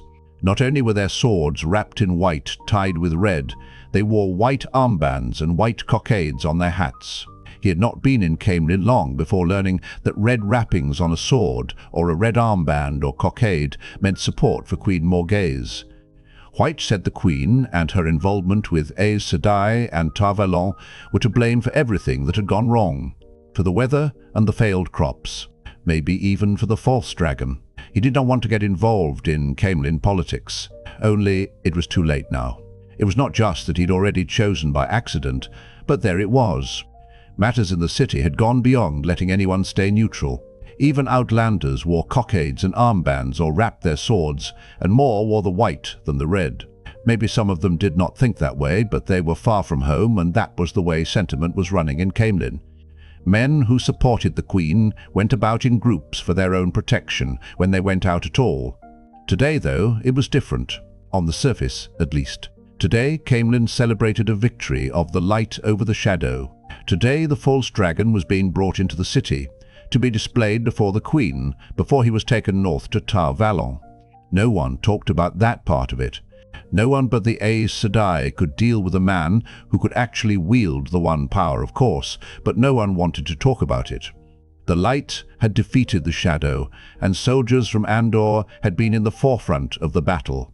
For today, that was all that was important. For today, everything else could be forgotten. Or could it, Rand wondered? The crowd ran, singing and waving banners, laughing, but men displaying the red, kept together in knots of 10 or 20, and there were no women or children with them. He thought there were at least 10 men showing white for everyone, proclaiming allegiance to the Queen. Not for the first time. He wished white cloth had been the cheaper. But would Master Gill have helped if you'd been showing the white? The crowd was so thick that jostling was inevitable. Even white cloaks did not enjoy their little open spaces in the throng today. As Rand let the crowd carry him toward the inner city, he realized that not all animosities were being reined in. He saw one of the children of the light, one of 3, bumped so hard he almost fell. The white cloak barely caught himself and started an angry oath at the man who had bumped him when another man staggered him with a deliberate, aimed shoulder. Before matters could go any further, the white cloak's companions pulled him over to the side of the street, to where they could shelter in a doorway. The 3 seemed caught between their normal, glaring stare and disbelief. The crowd streamed on by as if none had noticed, and perhaps none had. No one would have dared do such a thing 2 days earlier. More, Rand realized, the men who had done the bumping wore white cockades on their hats. It was widely believed the white cloaks supported those who opposed the Queen and her Aes Sedai advisor, but that made no difference. Men were doing things of which they had never before thought. Jostling a white cloak today. Tomorrow, perhaps pulling down a queen. Suddenly he wished there were a few more men close to him showing red, jostled by white cockades and armbands. He abruptly felt very alone. The white cloaks noticed him looking at them and stared back as if meeting a challenge. He let a singing swirl in the crowd sweep him out of their sight and joined in their song. Forward the lion, the white lion takes the field, roar defiance at the shadow. Forward the lion, forward Andor triumphant. The route that would bring the false dragon into Caemlyn was well known. Those streets themselves were kept clear by solid lines of the Queen's guards and red-cloaked pikemen, but people packed the edges of them shoulder to shoulder, even the windows and the rooftops. Rand worked his way into the inner city, trying to get closer to the palace. He had some thought of actually seeing Logain displayed before the Queen. To see the false dragon and a queen, both as so as... That was something he had never dreamed of back home. The inner city was built on hills, and much of what the Ogier had made still remained. Where streets in the new city mostly ran every which way in a crazy quilt, here they followed the curves of the hills as if they were a natural part of the earth. Sweeping rises and dips presented new and surprising vistas at every turn. Parks seen from different angles, even from above, where their walks and monuments made patterns pleasing to the eye, though barely touched with green. Towers suddenly revealed, tile-covered walls glittering in the sunlight with 100 changing colors. Sudden rises where the gaze was thrown out across the entire city to the rolling plains and forests beyond. All in all, it would have been something to see if not for the crowd that hurried him along before he had a chance to really take it in, and all those curving streets made it impossible to see very far ahead. Abruptly he was swept around a bend, and there was the palace. The streets, even following the natural contours of the land, had been laid out to spiral in on this gleeman's tale of pale spires and golden domes and intricate stonework traceries, with the banner of Andor waving from every prominence, a centerpiece for which all the other vistas had been designed. It seemed more sculpted by an artist than simply built like ordinary buildings. That glimpse showed him he would get no nearer. No one was being allowed close to the palace. Queen's guards made scarlet ranks, 10 deep flanking the palace gates. Along the tops of the white walls, on high balconies and towers, more guards stood rigidly straight, bows precisely slanted across breastplated chests. They, too, looked like something out of a gleeman's tale, a guard of honor, but Rand did not believe that was why they were there. The clamoring crowd lining the streets was almost solid, with white-wrapped swords, white armbands, and white cockades. Only here and there was the white wall, broken by a knot of red. The red uniformed guards seemed a thin barrier against all that white. Giving up on making his way closer to the palace, he sought a place where he could use his height to advantage. He did not have to be in the front row to see everything. The crowd shifted constantly, people shoving to get nearer the front, people hurrying off to what they thought was a better vantage point. In one of those shifts he found himself only 3 people from the open street, and all in front of him were shorter than he, including the pikemen. Almost everyone was. People crowded against him from both sides, sweating from the press of so many bodies. Those behind him muttered about not being able to see and tried to wriggle past. He stood his ground, making an impervious wall with those to either side. He was content. When the false dragon passed by, he would be close enough to see the man's face clearly. Across the street and down toward the gates to the new city, a ripple passed through the tight-packed crowd. Around the curve, an eddy of people was drawing back to let something go by. It was not like the clear space that followed Whiteoaks on any day but today. These people jerked themselves back with startled glances that became grimaces of distaste. Pressing themselves out of the way, they turned their faces from whatever it was, but watched out of the corners of their eyes until it was past. Other eyes around him noted the disturbance too, keyed for the coming of the dragon, but with nothing to do now but wait. The crowd found anything at all worthy of comment. He heard speculation ranging from an Aes Sedai to Logain himself, and a few coarser suggestions that brought rough laughter from the men and disdainful sniffs from the women. The ripple meandered through the crowd, drawing closer to the edge of the street as it came. No one seemed to hesitate in letting it go where it wanted, even if that meant losing a good spot for viewing as the crowd flowed back in on itself behind the passing. Finally, directly across from Rand, the crowd bulged into the street, pushing aside red-cloaked pikemen who struggled to shove them back and broke open. The stooped shape that shuffled hesitantly out into the open looked more like a pile of filthy rags than a man. Rand heard murmurs of disgust around him. The ragged man paused on the far edge of the street. His cowl, torn and stiff with dirt, swung back and forth as if searching for something or listening. Abruptly he gave a wordless cry and flung out a dirty claw of a hand, pointing straight at Rand. Immediately he began to scuttle across the street like a bug. The beggar. Whatever ill chance had led the man to find him like this, Rand was suddenly sure that, dark friend or not, he did not want to meet him face to face. He could feel the beggar's eyes, like greasy water on his skin. Especially he did not want the man close to him here, surrounded by people balanced on the brink of violence. The same voices that had laughed before now cursed him as he pushed his way back, away from the street. He hurried, knowing the densely packed mass through which he had to shove and wriggle would give way before the filthy man. Struggling to force a path through the crowd, he staggered and almost fell when he abruptly broke free. Flailing his arms to keep his balance, he turned the stagger into a run. People pointed at him. He was the only one not pressing the other way, and running at that. Shouts followed him. His cloak flapped behind him, exposing his red-clad sword. When he realized that, he ran faster. A lone supporter of the Queen, running, could well spark a white-cockaded mob to pursuit even today. He ran, letting his long legs eat paving stones. Not until the shouts were left far behind did he allow himself to collapse against a wall, panting. He did not know where he was, except that he was still within the inner city. He could not remember how many twists and turns he had taken along those curving streets. Poised to run again, he looked back the way he had come. Only one person moved on the street, a woman walking placidly along with her shopping basket. Almost everyone in the city was gathered for a glimpse of the false dragon. He can't have followed me. I must have left him behind. The beggar would not give up, he was sure of it, though he could not say why. That ragged shape would be working its way through the crowds at that very minute, searching, and if Rand returned to see Logain, he ran the risk of a meeting. For a moment he considered going back to the Queen's blessing, but he was sure he would never get another chance to see a queen, and he hoped he would never have another to see a false dragon. There seemed to be something cowardly in letting a bent beggar, even a dark friend, chase him into hiding. He looked around, considering. The way the inner city was laid out, buildings were kept low, if there were buildings at all, so that someone standing at a particular spot would have nothing to interrupt the planned view.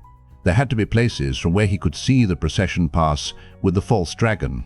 Even if he could not see the Queen, he could see Logain. Suddenly determined, he set off. In the next hour, he found several such places, every last one already packed cheek to cheek, with people avoiding the crush along the procession route. They were a solid front of white cockades and armbands. No red at all. Thinking what the sight of his sword might do in a crowd like that, he slipped away carefully and quickly. Shouting floated up from the new city, cries and the blaring of trumpets, the martial beat of drums. Logain and his escort were already in Caemlyn, already on their way to the palace. Dispirited, he wandered the all but empty streets, still half-heartedly hoping to find some way to see Logain. His eyes fell on the slope, bare of buildings, rising above the street where he was walking. In a normal spring, the slope would be an expanse of flowers and grass, but now it was brown all the way to the high wall along its crest, a wall over which the tops of trees were visible.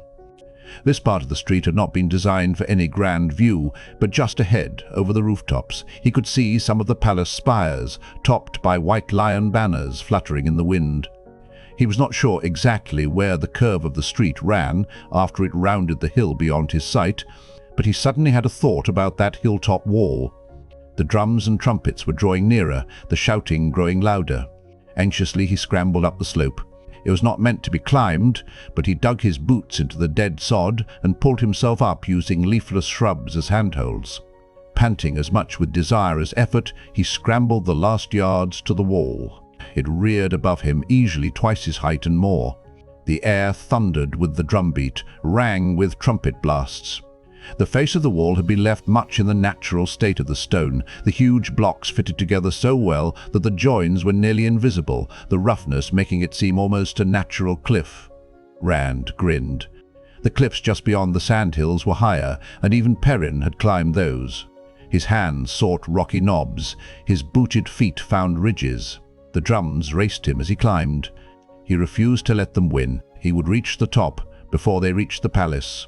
In his haste, the stone tore his hands and scraped his knees through his breeches, but he flung his arms over the top and heaved himself up with a sense of victory.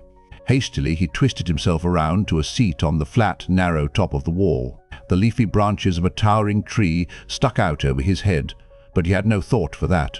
He looked across tiled rooftops, but from the wall his line of sight was clear. He leaned out just a little and could see the palace gate and the Queen's guards drawn up there and the expectant crowd. Expectant. Their shouts drowned out by the thunder of drums and trumpets, but waiting still, he grinned. I won. Even as he settled in place, the first part of the procession rounded the final curve before the palace. 20 ranks of trumpeters came first, splitting the air with peal after triumphant peal, a fanfare of victory. Behind them, as many drummers thundered. Then came the banners of Caemlyn, white lions on red, borne by mounted men, followed by the soldiers of Caemlyn, rank on rank on rank of horsemen, armour gleaming, lances proudly held, crimson pennants fluttering. Treble rows of pikemen and archers flanked them, and came on and on after the horsemen began passing between the waiting guards and through the palace gates. The last of the foot soldiers rounded the curve, and behind them was a massive wagon. 16 horses pulled it in, hitches of 4. In the center of its flatbed was a large cage of iron bars, and on each corner of the wagon bed sat 2 women, watching the cage as intently as if the procession and the crowd did not exist. Aes Sedai, he was certain. Between the wagon and the footmen, and to either side, rode a dozen warders, their cloaks swirling and tangling the eye. If the Aes Sedai ignored the crowd, the warders scanned it as if there were no other guards but they.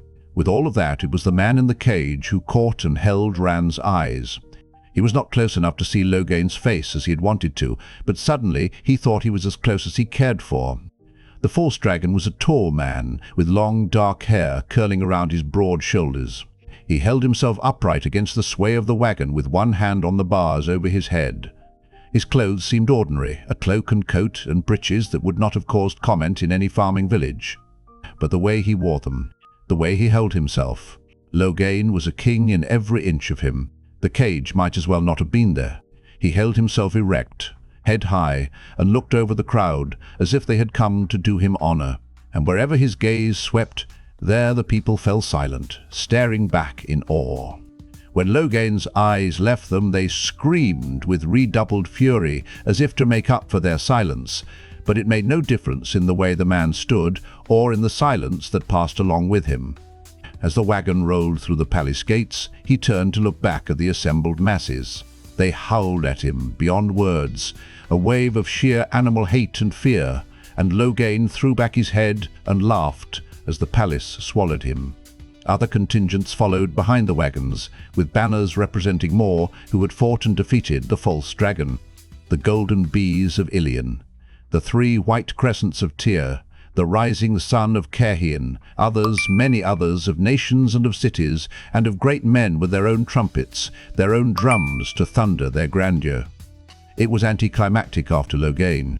Rand leaned out a bit further to try to catch one last sight of the caged man. He was defeated, wasn't he? Light, he wouldn't be in a bloody cage if he wasn't defeated. Overbalanced, he slipped and grabbed at the top of the wall, pulled himself back to a somewhat safer seat. With Logain gone, he became aware of the burning in his hands, where the stone had scraped his palms and fingers. Yet he could not shake free of the images. The cage and the Aes Sedai. Logain, undefeated. No matter the cage, that had not been a defeated man. He shivered and rubbed his stinging hands on his thighs. Why were the Aes Sedai watching him, he wondered aloud. They're keeping him from touching the true source, silly. He jerked to look up, toward the girl's voice, and suddenly his precarious seat was gone. He had only time to realize that he was toppling backward, falling, when something struck his head and a laughing Logain chased him into spinning darkness. It seemed to Rand that he was sitting at table with Logain and Moiraine. The Aes Sedai and the false dragon sat watching him silently, as if neither knew the other was there. Abruptly he realized the walls of the room were becoming indistinct, fading off into grey. A sense of urgency built in him. Everything was going, blurring away. When he looked back to the table, Moiraine and Logain had vanished, and Baal-Zaman sat there instead. Rand's whole body vibrated with urgency. It hummed inside his head, louder and louder. The hum became the pounding of blood in his ears. With a jerk he sat up and immediately groaned and clutched his head, swaying. His whole skull hurt. His left hand found sticky dampness in his hair. He was sitting on the ground, on green grass. That troubled him vaguely, but his head spun and everything he looked at lurched, and all he could think of was lying down until it stopped. The wall, the girl's voice. Steadying himself with one hand flat on the grass, he looked around slowly. He had to do it slowly, When he tried to turn his head quickly, everything started whirling again. He was in a garden, or a park. A slate-paved walk meandered by through flowering bushes not 6 feet away, with a white stone bench beside it and a leafy arbor over the bench for shade. He had fallen inside the wall. And the girl? He found the tree, close behind his back, and found her, too, climbing down out of it. She reached the ground and turned to face him, and he blinked and groaned again. A deep blue velvet cloak lined with pale fur rested on her shoulders, its hood hanging down behind to her waist with a cluster of silver bells at the peak. They jingled when she moved. A silver filigree circlet held her long red-gold curls, and delicate silver rings hung at her ears, while a necklace of heavy silver links and dark green stones he thought were emeralds lay around her throat. Her pale blue dress was smudged with bark stains from her tree climbing, but it was still silk, and embroidered with painstakingly intricate designs, the skirt slashed with inserts the color of rich cream. A wide belt of woven silver encircled her waist, and velvet slippers peeked from under the hem of her dress. He had only ever seen 2 women dressed in this fashion, Moiraine and the dark friend who had tried to kill Mat and him. He could not begin to imagine who would choose to climb trees in clothes like that, but he was sure she had to be someone important. The way she was looking at him redoubled the impression. She did not seem in the least troubled at having a stranger tumble into her garden. There was a self-possession about her that made him think of Nynaeve or Moiraine. He was so enmeshed in worrying whether or not he had gotten himself into trouble, whether or not she was someone who could and would call the Queen's guards, even on a day when they had other things to occupy them, that it took him a few moments to see past the elaborate clothes and lofty attitude to the girl herself. She was perhaps 2 or 3 years younger than he, tall for a girl, and beautiful, her face a perfect oval framed by that mass of sunburst curls, her lips full and red, her eyes bluer than he could believe. She was completely different from Egwene in height and face and body, but every bit as beautiful. He felt a twinge of guilt, but told himself that denying what his eyes saw would not bring Egwene safely to Caemlyn 1 whit faster. A scrabbling sound came from up in the tree, and bits of bark fell, followed by a boy dropping lightly to the ground behind her. He was a head taller than she and a little older, but his face and hair marked him as her close kin. His coat and cloak were red and white and gold, embroidered and brocaded, and for a male even more ornate than hers. That increased Rand's anxiety. Only on a feast day would any ordinary man dress in anything like that, and never with that much grandeur. This was no public park. Perhaps the guards were too busy to bother with trespassers. The boy studied Rand over the girl's shoulder, fingering the dagger at his waist. It seemed more a nervous habit than any thought that he might use it. Not completely, though. The boy had the same self-possession as the girl, and they both looked at him as if he were a puzzle to be solved. He had the odd feeling that the girl, at least, was Cata, logging everything about him from the condition of his boots to the state of his cloak. "We will never hear the end of this, Elayne, if Mother finds out," the boy said suddenly. "She told us to stay in our rooms, but you just had to get a look at Logain, didn't you? Now look what it has got us. Be quiet, Gawyn." She was clearly the younger of the 2, but she spoke as though she took it for granted that he would obey. The boy's face struggled as if he had more to say, but to Rand's surprise he held his peace. "Are you all right?" she said suddenly. It took Rand a minute to realize she was speaking to him. When he did, he tried to struggle to his feet. "I'm fine. I just—" He tottered, and his legs gave way. He sat back down hard. His head swam. "I'll just climb back over the wall," he muttered. He attempted to stand again, but she put a hand on his shoulder, pressing him down. He was so dizzy, the slight pressure was enough to hold him in place. "You are hurt." Gracefully she knelt beside him. Her fingers gently parted the blood-matted hair on the left side of his head. "You must have struck a branch coming down. You will be lucky if you didn't break anything more than your scalp. I don't think I ever saw anyone as skillful at climbing as you, but you don't do so well falling. You'll get blood on your hands," he said, drawing back. Firmly she pulled his head back to where she could get at it. "Hold still." She did not speak sharply, but again there was that note in her voice, as if she expected to be obeyed. "It does not look too bad, thank the light." From pockets on the inside of her cloak, she began taking out an array of tiny vials and twisted packets of paper, finishing with a handful of wadded bandage. He stared at the collection in amazement. It was the sort of thing he would have expected a wisdom to carry, not someone dressed as she was. She had gotten blood on her fingers, he saw, but it did not seem to bother her. "Give me your water flask, Gawyn," she said. "I need to wash this." The boy she called Gawyn unfastened a leather bottle from his belt and handed it to her, then squatted easily at Rand's feet with his arms folded on his knees. Elayne went about what she was doing in a very workmanlike manner. He did not flinch at the sting of cold water when she washed the cut in his scalp, but she held the top of his head with one hand as if she expected him to try to pull away again and would have none of it. The ointment she smoothed on after from one of her small vials soothed almost as much as one of Nynaeve's preparations would have. Gawyn smiled at him as she worked, a calming smile, as if he too expected Rand to jerk away and maybe even run. She's always finding stray cats and birds with broken wings. You are the first human being she has had to work on. He hesitated, then added, "Do not be offended. I am not calling you a stray." It was not an apology, just a statement of fact. "No offense taken," Rand said stiffly, but the pair were acting as if he were a skittish horse. "She does know what she is doing," Gawyn said. "She has had the best teachers. So do not fear, you are in good hands." Elayne pressed some of the bandaging against his temple and pulled a silk scarf from her belt, blue and cream and gold. For any girl in Emond's field, it would have been a treasured feast day cloth. Elayne deftly began winding it around his head to hold the wadded bandage in place. "You can't use that," he protested. She went on winding. "I told you to hold still," she said calmly. Rand looked at Gawyn. Does she always expect everybody to do what she tells them? A flash of surprise crossed the young man's face, and his mouth tightened with amusement. "Most of the time she does, and most of the time they do." "Hold this," Elayne said. "Put your hand there while I tie," she exclaimed at the sight of his hands. "You did not do that falling. Climbing where you should not have been climbing is more like it." Quickly finishing her knot, she turned his hands, palms upward, in front of him, muttering to herself about how little water was left.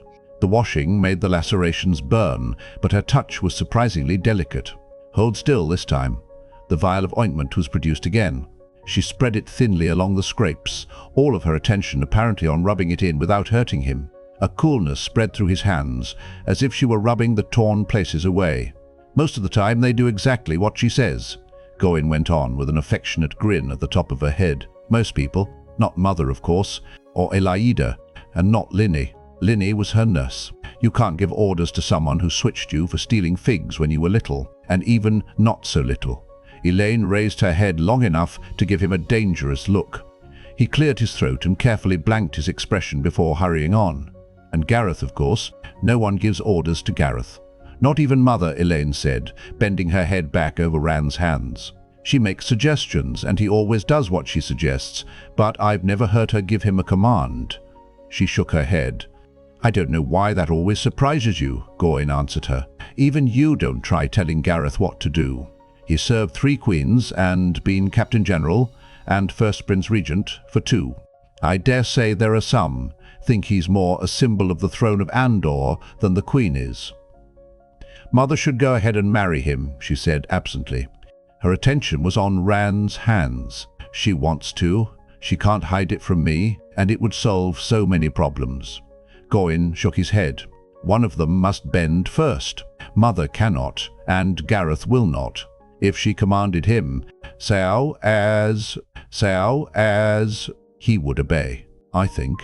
But she won't. You know she won't." Abruptly they turned to stare at Rand. He had the feeling they had forgotten he was there. "Who?" Aes. He had to stop to wet his lips. "Who is your mother?" Elayne's eyes widened in surprise, but Gawyn spoke in an ordinary tone that made his words all the more jarring.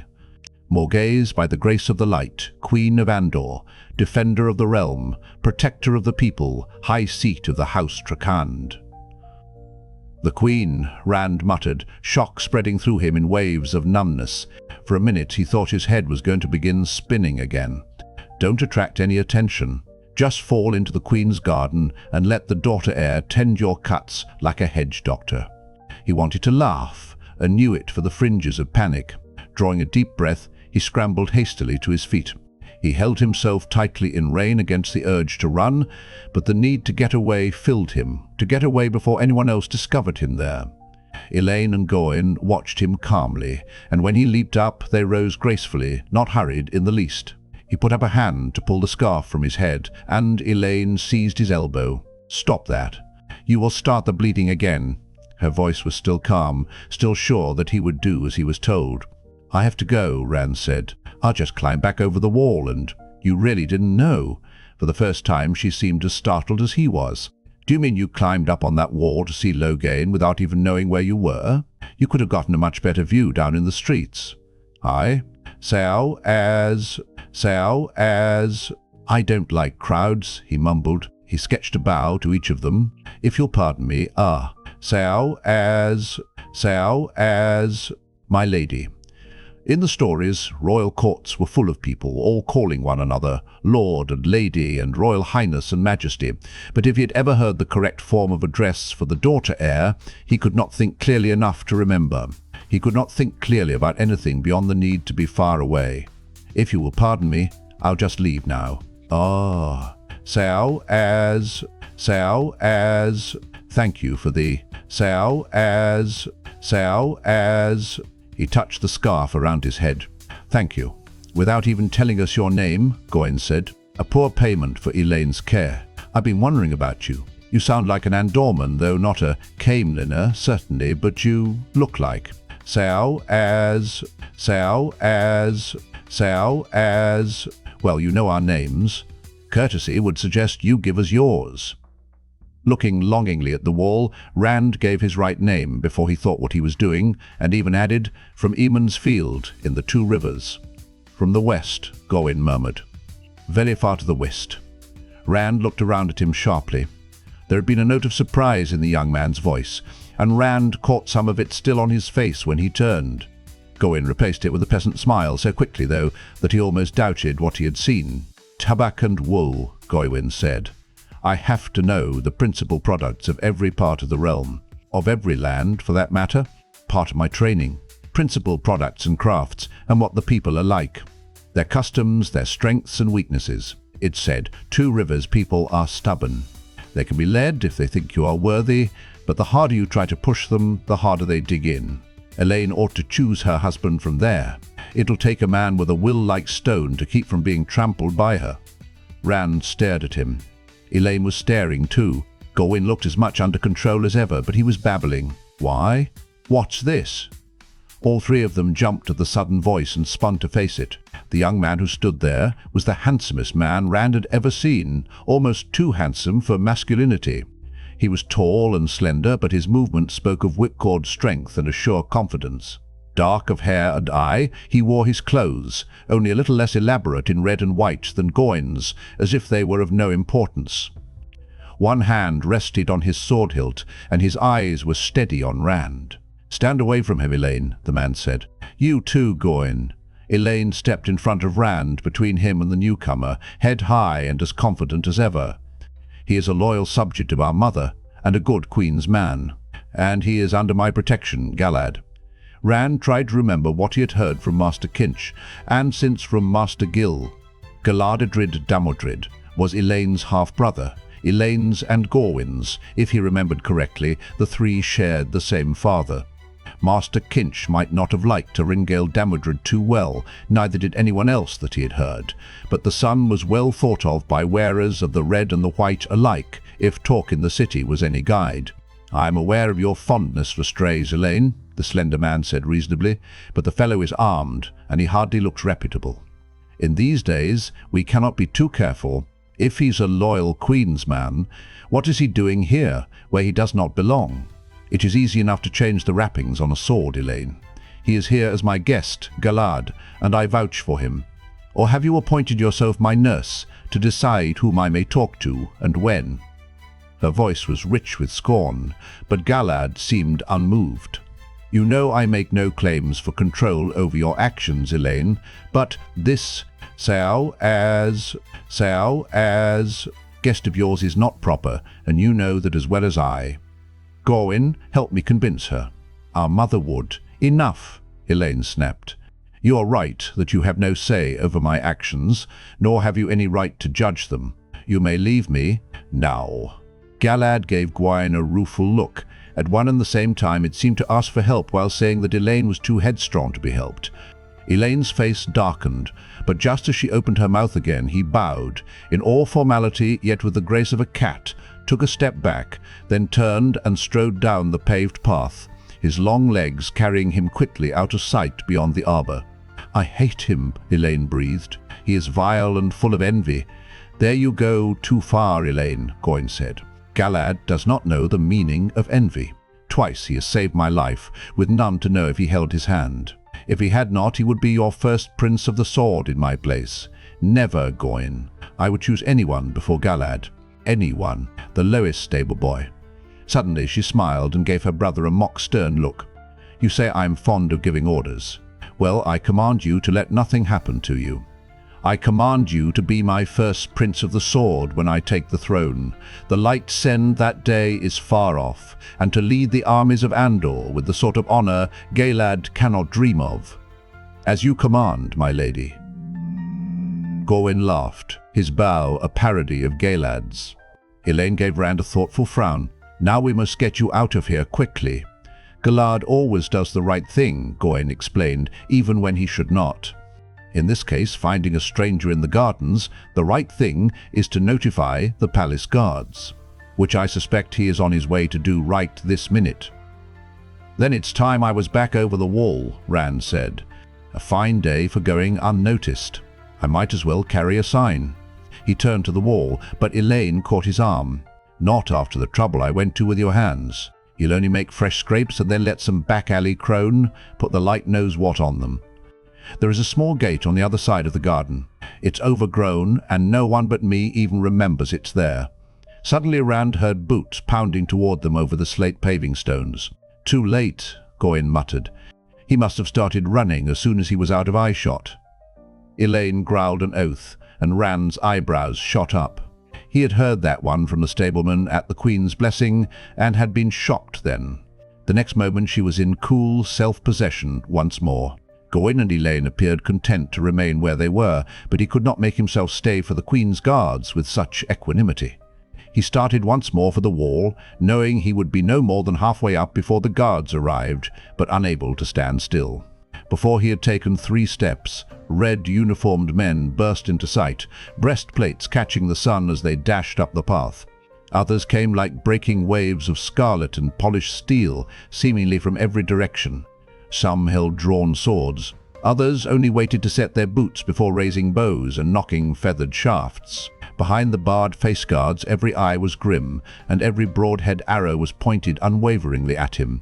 Elayne and Gawyn leaped as one, putting themselves between him and the arrows, their arms spread to cover him. He stood very still and kept his hands in plain sight, away from his sword. While the thud of boots and the creak of bowstrings still hung in the air, one of the soldiers, with the golden knot of an officer on his shoulder, shouted, "My lady, my lord, down, quickly!" Despite her outstretched arms, Elayne drew herself up regally. "You dare to bring bare steel into my presence, Talonvor.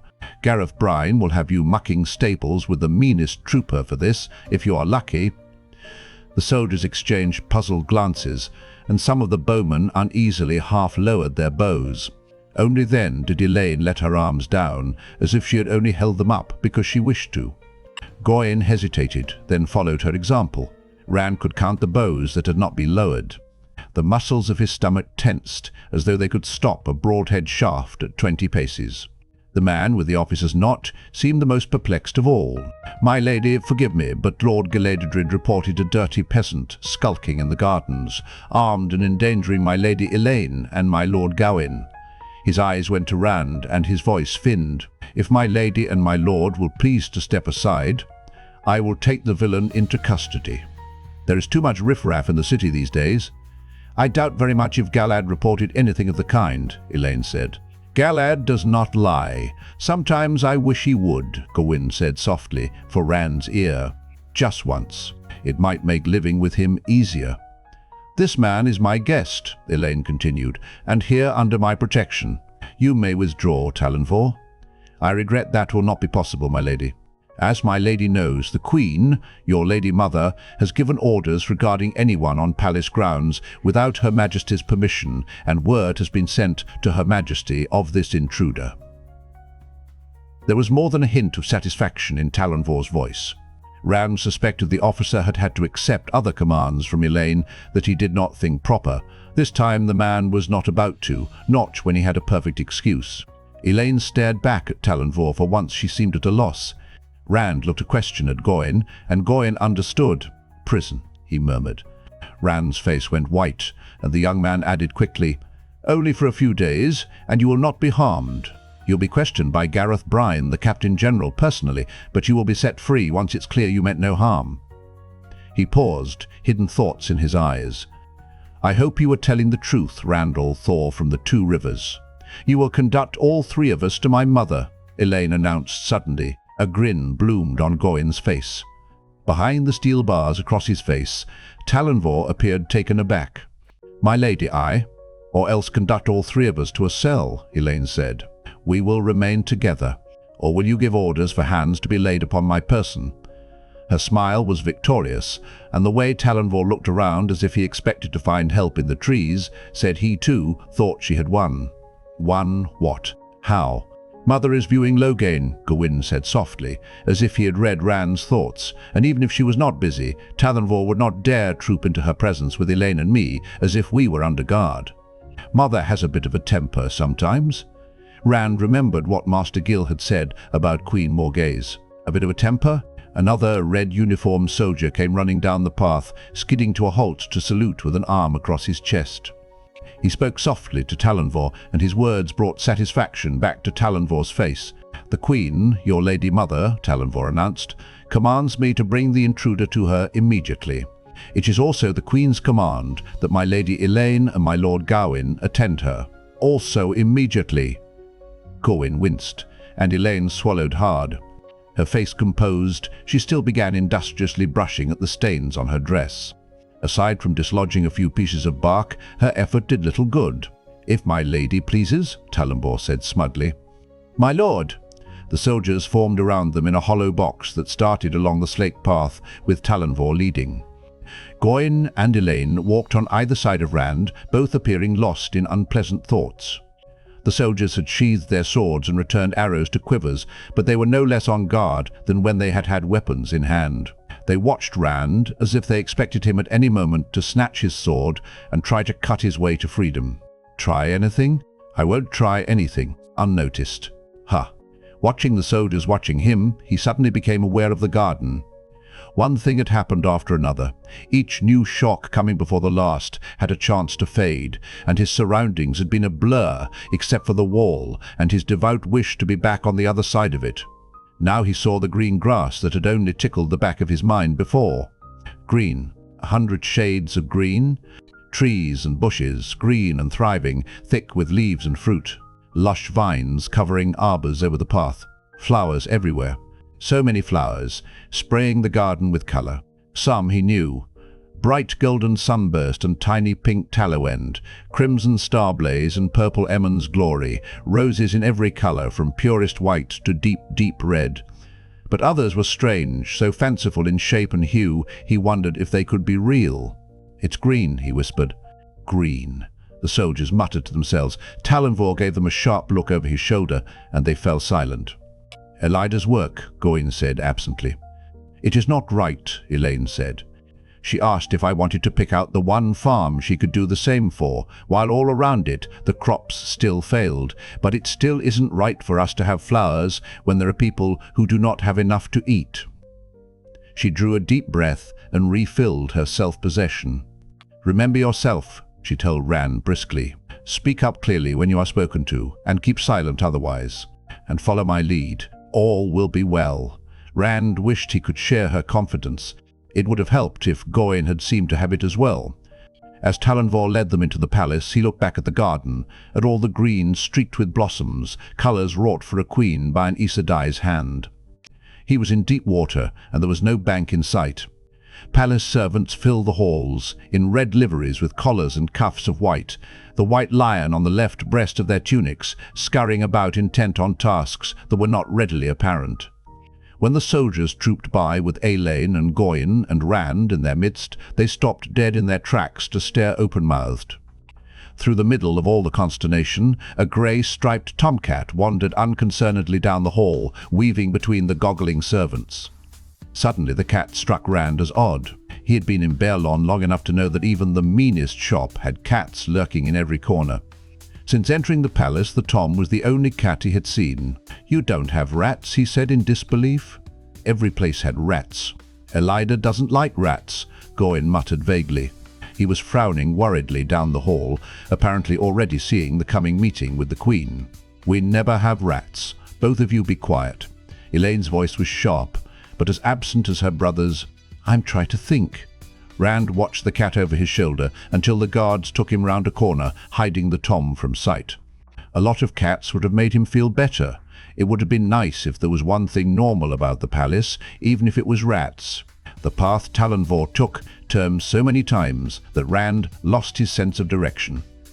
Finally the young officer stopped before tall double doors of dark wood with a rich glow, not so grand as some they had passed, but still carved all over with rows of lions, finely wrought in detail.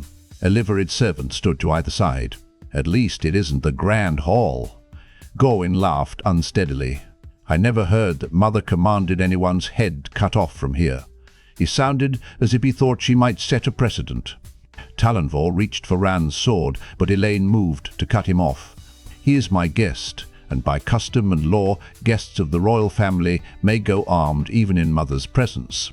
Or will you deny my word that he is my guest?" Talonvor hesitated, locking eyes with her, then nodded. "Very well, my lady." She smiled at Rand as Talonvor stepped back, but it lasted only a moment. "First rank to accompany me," Talonvor commanded. "Announce the Lady Elayne and the Lord Gawyn to Her Majesty," he told the doorkeepers. "Also guardsman, Lieutenant Talonvor at Her Majesty's command, with the intruder under guard." Elayne scowled at Talonvor, but the doors were already swinging open. A sonorous voice sounded, announcing those who came. Grandly Elayne swept through the doors, spoiling her regal entrance only a little by motioning for Rand to keep close behind her. Gawyn squared his shoulders and strode in flanking her, one measured pace to her rear. Rand followed, uncertainly keeping level with Gawyn on her other side. Talonvor stayed close to Rand, and 10 soldiers came with him. The doors closed silently behind them. Suddenly Elayne dropped into a deep curtsy, simultaneously bowing from the waist, and stayed there, holding her skirt wide. Rand gave a start, then hastily emulated Gawyn and the other men, shifting awkwardly until he had it right. Down on his right knee, head bowed, bending forward to press the knuckles of his right hand against the marble tiles, his left hand resting on the end of his sword hilt. Gawyn, without a sword, put his hand on his dagger the same way. Rand was just congratulating himself on getting it right when he noticed Talonvor, his head still bent, glaring sideways at him from behind his face guard. Was I supposed to do something else? He was suddenly angry that Talonvor expected him to know what to do when no one had told him, and angry over being afraid of the guards. He had done nothing to be fearful for. He knew his fear was not Talonvor's fault, but he was angry at him anyway. Everyone held their positions, frozen as if waiting for the spring thaw. He did not know what they were waiting for, but he took the opportunity to study the place to which he had been brought. He kept his head down, just turning it enough to see. Talonvor's scowl deepened, but he ignored it. The square chamber was about the size of the common room at the Queen's blessing, its walls presenting hunting scenes carved in relief in stone of the purest white. The tapestries between the carvings were gentle images of bright flowers and brilliantly plumaged hummingbirds, except for the 2 at the far end of the room, where the white lion of Andor stood taller than a man on scarlet fields. Those 2 hangings flanked a dais, and on the dais a carved and gilded throne where sat the Queen. A bluff, blocky man stood bareheaded by the Queen's right hand in the red of the Queen's guards, with 4 golden knots on the shoulder of his cloak and wide golden bands breaking the white of his cuffs. His temples were heavy with grey, but he looked as strong and immovable as a rock. That had to be the Captain General, Gareth Bryne. Behind the throne and to the other side, a woman in deep green silk sat on a low stool, knitting something out of dark, almost black, wool. At first the knitting made Rand think she was old, but at second glance he could not put an age to her at all. Young, old, he did not know. Her attention seemed to be entirely on her needles and yarn, just as if there were not a queen within arm's reach of her. She was a handsome woman, outwardly placid, yet there was something terrible in her concentration. There was no sound in the room except for the click of her needles. He tried to look at everything, yet his eyes kept going back to the woman with the gleaming wreath of finely wrought roses on her brow, the rose crown of Andor. A long red stole, the Lion of Andor marching along its length, hung over her silken dress of red and white pleats, and when she touched the Captain General's arm with her left hand, a ring in the shape of the great serpent eating its own tail glittered. Yet it was not the grandeur of clothes or jewelry or even crown that drew Rand's eyes again and again. It was the woman who wore them. Morgase had her daughter's beauty, matured and ripened. Her face and figure, her presence, filled the room like a light that dimmed the other two with her. If she had been a widow in Emond's field, she would have had a line of suitors outside her door, even if she was the worst cook and most slovenly housekeeper in the Two Rivers. He saw her studying him and ducked his head, afraid she might be able to tell his thoughts from his face. Light, thinking about the queen like she was a village woman. "You fool! You may rise," Morgase said in a rich, warm voice that held Elayne's assurance of obedience 100 times over. Rand stood with the rest. "Mother," Elayne began, but Morgase cut her off. "You have been climbing trees, it seems, daughter." Elayne plucked a stray fragment of bark from her dress and, finding there was no place to put it, held it clenched in her hand. "In fact," Morgase went on calmly, "it would seem that despite my orders to the contrary, you have contrived to take your look at this Logain. Gawyn, I have thought better of you. You must learn not only to obey your sister, but at the same time to be counterweight for her against disaster." The queen's eyes swung to the blocky man beside her, then quickly away again. Brian remained impassive, as if he had not noticed, but Rand thought those eyes noticed everything. That, Gawyn, is as much the duty of the First Prince as is leading the armies of Andor. Perhaps if your training is intensified, you will find less time for letting your sister lead you into trouble. I will ask the Captain General to see that you do not lack for things to do on the journey north. Gawyn shifted his feet as if about to protest, then bowed his head instead. "As you command, Mother," Elayne grimaced. "Mother, Gawyn cannot keep me out of trouble if he is not with me. It was for that reason alone he left his rooms. Mother, surely there could be no harm in just looking at Logain. Almost everyone in the city was closer to him than we. Everyone in the city is not the Daughter-Heir." Sharpness underlay the queen's voice. "I have seen this fellow Logain from close, and he is dangerous, child. Caged, with Aes Sedai to guard him every minute, he is still as dangerous as a wolf. I wish he had never been brought near Caemlyn. He will be dealt with in Tar Valon." The woman on the stool did not take her eyes from her knitting as she spoke. "What is important is that the people see that the light has once again vanquished the dark, and that they see you are part of that victory, Morgase." Morgase waved a dismissive hand. "I would still rather he had never come near Caemlyn. Elayne, I know your mind." "Mother," Elayne protested, "I do mean to obey you. Truly I do." "You do?" Morgase asked in mock surprise, then chuckled. "Yes, you do try to be a dutiful daughter, but you constantly test how far you may go. Well, I did the same with my mother. That spirit will stand you in good stead when you ascend to the throne, but you are not queen yet, child. You have disobeyed me and had your look at Logain. Be satisfied with that. On the journey north you will not be allowed within 100 paces of him, neither you nor Gawyn. If I did not know just how hard your lessons will be in Tar Valon, I would send Linny along to see that you obey. She at least seems able to make you do as you must." Elayne bowed her head sullenly. The woman behind the throne seemed occupied with counting her stitches. "In 1 week," she said suddenly, "you will be wanting to come home to your mother. In a month you will be wanting to run away with the traveling people.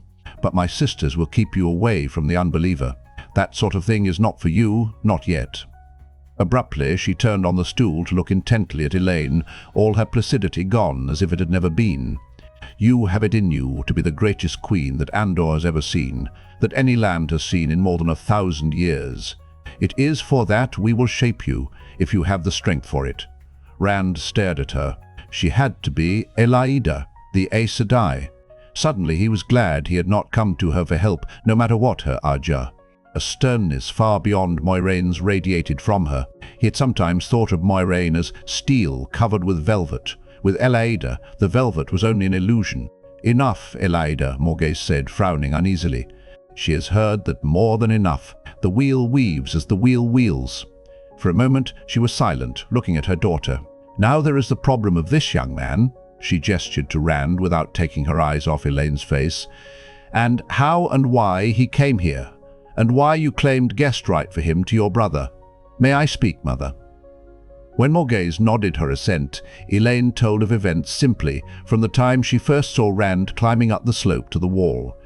He expected her to finish by proclaiming the innocence of what he had done, but instead she said, "Mother, often you tell me I must know our people, from the highest to the lowest, but whenever I meet any of them, it is with a dozen attendants. How can I come to know anything real or true under such circumstances? In speaking with this young man, I have already learned more about the people of the Two Rivers, what kind of people they are, than I ever could from books. It says something that he has come so far and has put on the red when so many incomers wear the white from fear. Mother, I beg you not to misuse a loyal subject, and one who has taught me much about the people you rule. A loyal subject from the Two Rivers." Morgase sighed. "My child, you should pay more heed to those books. The Two Rivers has not seen a tax collector in 6 generations, nor the Queen's guards in 7. I dare say they seldom even think to remember they are part of the realm." Rand shrugged uncomfortably, recalling his surprise when he was told the Two Rivers was part of the realm of Andor. The Queen saw him and smiled ruefully at her daughter. "You see, child?" Elaida had put down her knitting, Rand realized, and was studying him. She rose from her stool and slowly came down from the dais to stand before him. "From the Two Rivers," she said. She reached a hand toward his head. He pulled away from her touch, and she let her hand drop. "With that red in his hair and grey eyes, Two Rivers people are dark of hair and eye, and they seldom have such height." Her hand darted out to push back his coat sleeve, exposing lighter skin the sun had not reached so often. Or such skin. It was an effort not to clench his fists. "I was born in Emond's field," he said stiffly. "My mother was an outlander, that's where my eyes come from. My father is Tamil Thor, a shepherd and farmer, as I am." Elaida nodded slowly, never taking her eyes from his face. He met her gaze with a levelness that belied the sour feeling in his stomach. He saw her note the steadiness of his look. Still meeting him eye to eye, she moved her hand slowly toward him again. He resolved not to flinch this time. It was his sword she touched, not him, her hand closing around the hilt at the very top. Her fingers tightened and her eyes opened wide with surprise. "A shepherd from the Two Rivers," she said softly, a whisper meant to be heard by all, "with a heron-mark sword." Those last few words acted on the chamber as if she had announced the Dark One. Leather and metal creaked behind Rand, boots scuffling on the marble tiles. From the corner of his eye he could see Talonvor and another of the guardsmen backing away from him to gain room, hands on their swords, prepared to draw and, from their faces, prepared to die. In 2 quick strides Gareth Bryne was at the front of the dais, between Rand and the Queen. Even Gawyn put himself in front of Elayne, a worried look on his face and a hand on his dagger. Elayne herself looked at him as if she were seeing him for the first time. Morgase did not change expression, but her hands tightened on the gilded arms of her throne. Only Elaida showed less reaction than the Queen. The Aes Sedai gave no sign that she had said anything out of the ordinary. She took her hand from the sword, causing the soldiers to tense even more. Her eyes stayed on his, unruffled and calculating. "Surely," Morgase said, her voice level, "he is too young to have earned a heron-marked blade." "He cannot be any older than Gawyn. It belongs with him," Gareth Bryne said. The Queen looked at him in surprise. "How can that be?" "I do not know, Morgase," Bryne said slowly. "He is too young, yet still it belongs with him, and he with it. Look at his eyes. Look how he stands, how the sword fits him, and he it. He is too young, but the sword is his." When the Captain General fell silent, Elaida said, "How did you come by this blade, Randall Thor from the Two Rivers?" She said it as if she doubted his name as much as she did where he was from. "My father gave it to me," Rand said. "It was his. He thought I'd need a sword out in the world. Yet another shepherd from the Two Rivers with a heron-marked blade." Elaida's smile made his mouth go dry. "When did you arrive in Caemlyn?" He had had enough of telling this woman the truth. She made him as afraid as any dark friend had. It was time to start hiding again. "Today," he said. "This morning. Just in time," she murmured. "Where are you staying? Don't say you have not found a room somewhere. You look a little tattered, but you have had a chance to freshen." "Where?" "The Crown and Lion." He remembered passing the Crown and Lion while looking for the Queen's blessing. It was on the other side of the new city from Master Gill's inn. "I have a bed there, in the attic." He had the feeling that she knew he was lying, but she only nodded. "What chance this?" she said. "Today the unbeliever is brought into Caemlyn. In 2 days he will be taken north to Tar Valon, and with him goes the Daughter-Heir for her training. And just this juncture a young man appears in the palace gardens, claiming to be a loyal subject from the Two Rivers. As I am from the Two Rivers."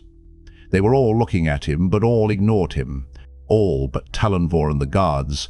Those eyes never blinked. "I be as with a story calculated to entice Elayne and bearing a heron-marked blade. He does not wear an armband or a cockade to proclaim his allegiance, but wrappings that carefully conceal the heron from inquisitive eyes. What chance this, Morgase?" The Queen motioned the Captain General to stand aside, and when he did, she studied Rand with a troubled look. It was to Elaida that she spoke, though. "What are you naming him? Dark Friend? One of Logain's followers?" "The Dark One stirs in Sheol Ghul," the Aes Sedai replied. "The shadow lies across the pattern, and the future is balanced on the point of a pin. This one is dangerous." Suddenly Elayne moved, throwing herself onto her knees before the throne. "Mother, I beg you not to harm him. He would have left immediately had I not stopped him. He wanted to go. It was I who made him stay. I cannot believe he is a Dark Friend." Morgase made a soothing gesture toward her daughter, but her eyes remained on Rand. "Is this a foretelling, Elaida? Are you reading the pattern? You say it comes on you when you least expect it, and goes as suddenly as it comes. If this is a foretelling, Elaida, I command you to speak the truth clearly, without your usual habit of wrapping it in so much mystery that no one can tell if you have said yes or no. Speak. What do you see?" "This I foretell," Elaida replied, "and swear under the light that I can say no clearer. From this day Andor marches toward pain and division. The shadow has yet to darken to its blackest, and I cannot see if the light will come after. Where the world has wept one tear, it will weep thousands. This I foretell." A pall of silence clung to the room, broken only by Morgase expelling her breath as if it were her last. Elaida continued to stare into Rand's eyes. She spoke again, barely moving her lips, so softly that he could barely hear her less than an arm's length away. "This too I foretell. Pain and division come to the whole world, and this man stands at the heart of it." "I obey the Queen," she whispered, "and speak it clearly." Rand felt as if his feet had become rooted in the marble floor. The cold and stiffness of the stone crept up his legs and sent a shiver up his spine. No one else could have heard, but she was still looking at him, and he had heard. "I'm a shepherd," he said for the entire room. "From the Two Rivers. A shepherd. The wheel weaves as the wheel wheels," Elaida said aloud, and he could not tell if there was a touch of mockery in her tone or not. "Lord Gareth," Morgase said, "I need the advice of my Captain General." The blocky man shook his head. "Elaida Sedai says the lad is dangerous, my queen, and if she could tell more, I would say, summon the headsman. But all she says is what any of us can see with our own eyes. There's not a farmer in the countryside won't say things will get worse, without any foretelling. Myself, I believe the boy is here through mere happenstance, though an ill one for him. To be safe, my queen, I say, clap him in a cell till the Lady Elayne and the Lord Gawyn are well on their way, then let him go. Unless, Aes Sedai, you have more to foretell concerning him." "I have said all that I have read in the pattern, Captain General," Elaida said. She flashed a hard smile at Rand, a smile that barely bent her lips, mocking his inability to say that she was not telling the truth. A few weeks imprisoned will not harm him, and it may give me a chance to learn more." Hunger filled her eyes, deepening his chill. Perhaps another foretelling will come. For a time, Morgase considered, chin on her fist, an elbow on the arm of her throne. Rand would have shifted under her frowning gaze if he could have moved at all, but Elaida's eyes froze him solid. Finally the Queen spoke. "Suspicion is smothering Caemlyn, perhaps all of Andor. Fear and black suspicion. Women denounce their neighbors for dark friends. Men scrawl the dragon's fang on the doors of people they have known for years. I will not become part of it." "Morgase," Elaida began, but the Queen cut her off. "I will not become part of it. When I took the throne, I swore to uphold justice for the high and the low, and I will uphold it even if I am the last in Andor to remember justice. Randall Thor, do you swear under the light that your father, a shepherd in the Two Rivers, gave you this heron-marked blade?" Rand worked his mouth to get enough moisture to speak. "I do." Abruptly remembering to whom he was speaking, he hastily added, "My queen." Lord Gareth raised a heavy eyebrow, but Morgase did not seem to mind. "And you climbed the garden wall simply to gain a look at the false dragon?" "Yes, my queen. Do you mean harm to the throne of Andor, or to my daughter or my son?" Her tone said the last two would gain him even shorter shrift than the first. "I mean no harm to anyone, my queen. To you and yours, least of all." "I will give you justice then, Randall Thor," she said. "First, because I have the advantage of Elaida and Gareth in having heard Two Rivers' speech when I was young. You have not the look, but if a dim memory can serve me, you have the Two Rivers on your tongue. Second, no one with your hair and eyes would claim that he is a Two Rivers shepherd unless it was true, and that your father gave you a heron-marked blade is too preposterous to be a lie. And third, the voice that whispers to me that the best lie is often one too ridiculous to be taken for a lie. Aes, that voice is not proof. I will uphold the laws I have made. I give you your freedom, Randall Thor, but I suggest you take a care where you trespass in the future. If you are found on the palace grounds again, it will not go so easily with you." "Thank you, my queen," he said hoarsely. He could feel Elaida's displeasure like a heat on his face. "Talonvor," Morgase said, "escort this. Aes. Escort my daughter's guest from the palace, and show him every courtesy. The rest of you go as well." "No, Elaida, you stay, and if you will too, please, Lord Gareth. I must decide what to do about these white cloaks in the city." Talonvor and the guardsmen sheathed their swords reluctantly, ready to draw again in an instant. Still, Rand was glad to let the soldiers form a hollow box around him and to follow Talonvor. Elaida was only half attending what the Queen was saying. He could feel her eyes on his back. What would have happened if Morgase had not kept the Aes Sedai with her? The thought made him wish the soldiers would walk faster. To his surprise, Elayne and Gawyn exchanged a few words outside the door, then fell in beside him. Talonvor was surprised too. The young officer looked from them back to the doors, closing now. "My mother," Elayne said, "ordered him to be escorted from the palace, Talonvor." "With every courtesy. What are you waiting for?" Talonvor scowled at the doors behind which the Queen was conferring with her advisers. "Nothing, my lady," he said sourly, and needlessly ordered the escort forward. The wonders of the palace slid by Rand unseen. He was befuddled, snatches of thought spinning by too fast to grasp. "You have not the look. This man stands at the heart of it." The escort stopped. He blinked, startled to find himself in the great court at the front of the palace, standing at the tall gilded gates gleaming in the sun. Those gates would not be opened for a single man, certainly not for a trespasser, even if the Daughter-Heir did claim guest right for him.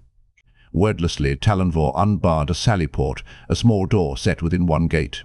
"It is the custom," Elayne said, "to escort guests as far as the gates, but not to watch them go. It is the pleasure of a guest's company that should be remembered, not the sadness of parting." "Thank you, my lady," Rand said. He touched the scarf bandaging his head. "For everything. Custom in the Two Rivers is for a guest to bring a small gift. I'm afraid I have nothing. Although," he added dryly, "apparently I did teach you something of the Two Rivers folk. If I had told Mother I think you are handsome, she certainly would have had you locked in a cell." Elayne favoured him with a dazzling smile. "Fare you well, Randall Thor. Gaping, he watched her go, a younger version of Morgase's beauty and majesty. "Do not try to bandy words with her." Gawyn laughed. "She will win every time." Rand nodded absently. "Handsome?" "Light, the daughter, heir to the throne of Andor." He gave himself a shake to clear his head. Gawyn seemed to be waiting for something. Rand looked at him for a moment. "My lord, when I told you I was from the Two Rivers, you were surprised. And everybody else, your mother, Lord Gareth, Aes Sedai," a shiver ran down his back. "None of them. Aes. He could not finish it. He was not even sure why he started. "I am Tamil Thor's son, even if I was not born in the Two Rivers." Gawyn nodded as if it was for this he had been waiting. Still he hesitated. Rand opened his mouth to take back the unspoken question, and Gawyn said, "Wrap a shuffa around your head, Rand, and you would be the image of an Eilman. Odd, since Mother seems to think you sound like a Two Rivers man at least. I wish we could have come to know one another, Rand or Thor. Fare you well." An Eilman. Rand stood watching Gawyn's retreating back until an impatient cough from Talonvor reminded him where he was. He ducked through the sallyport, barely clearing his heels before Talonvor slammed it behind him. The bars inside were jammed into place loudly. The oval plaza in front of the palace was empty now. All the soldiers gone, all the crowds, trumpets and drums, vanished in silence. Nothing left but a scattering of litter blowing across the pavement, and a few people hurrying about their business now that the excitement was done. He could not make out if they showed the red or the white. Eilman. With a start, he realized he was standing right in front of the palace gates, right where Elida could find him easily once she finished with the Queen. Pulling his cloak close, he broke into a trot, across the plaza and into the streets of the inner city. He looked back frequently to see if anyone was following him, but the sweeping curves kept him from seeing very far. He could remember Elida's eyes all too well, though, and imagined them watching. By the time he reached the gates to the new city, he was running.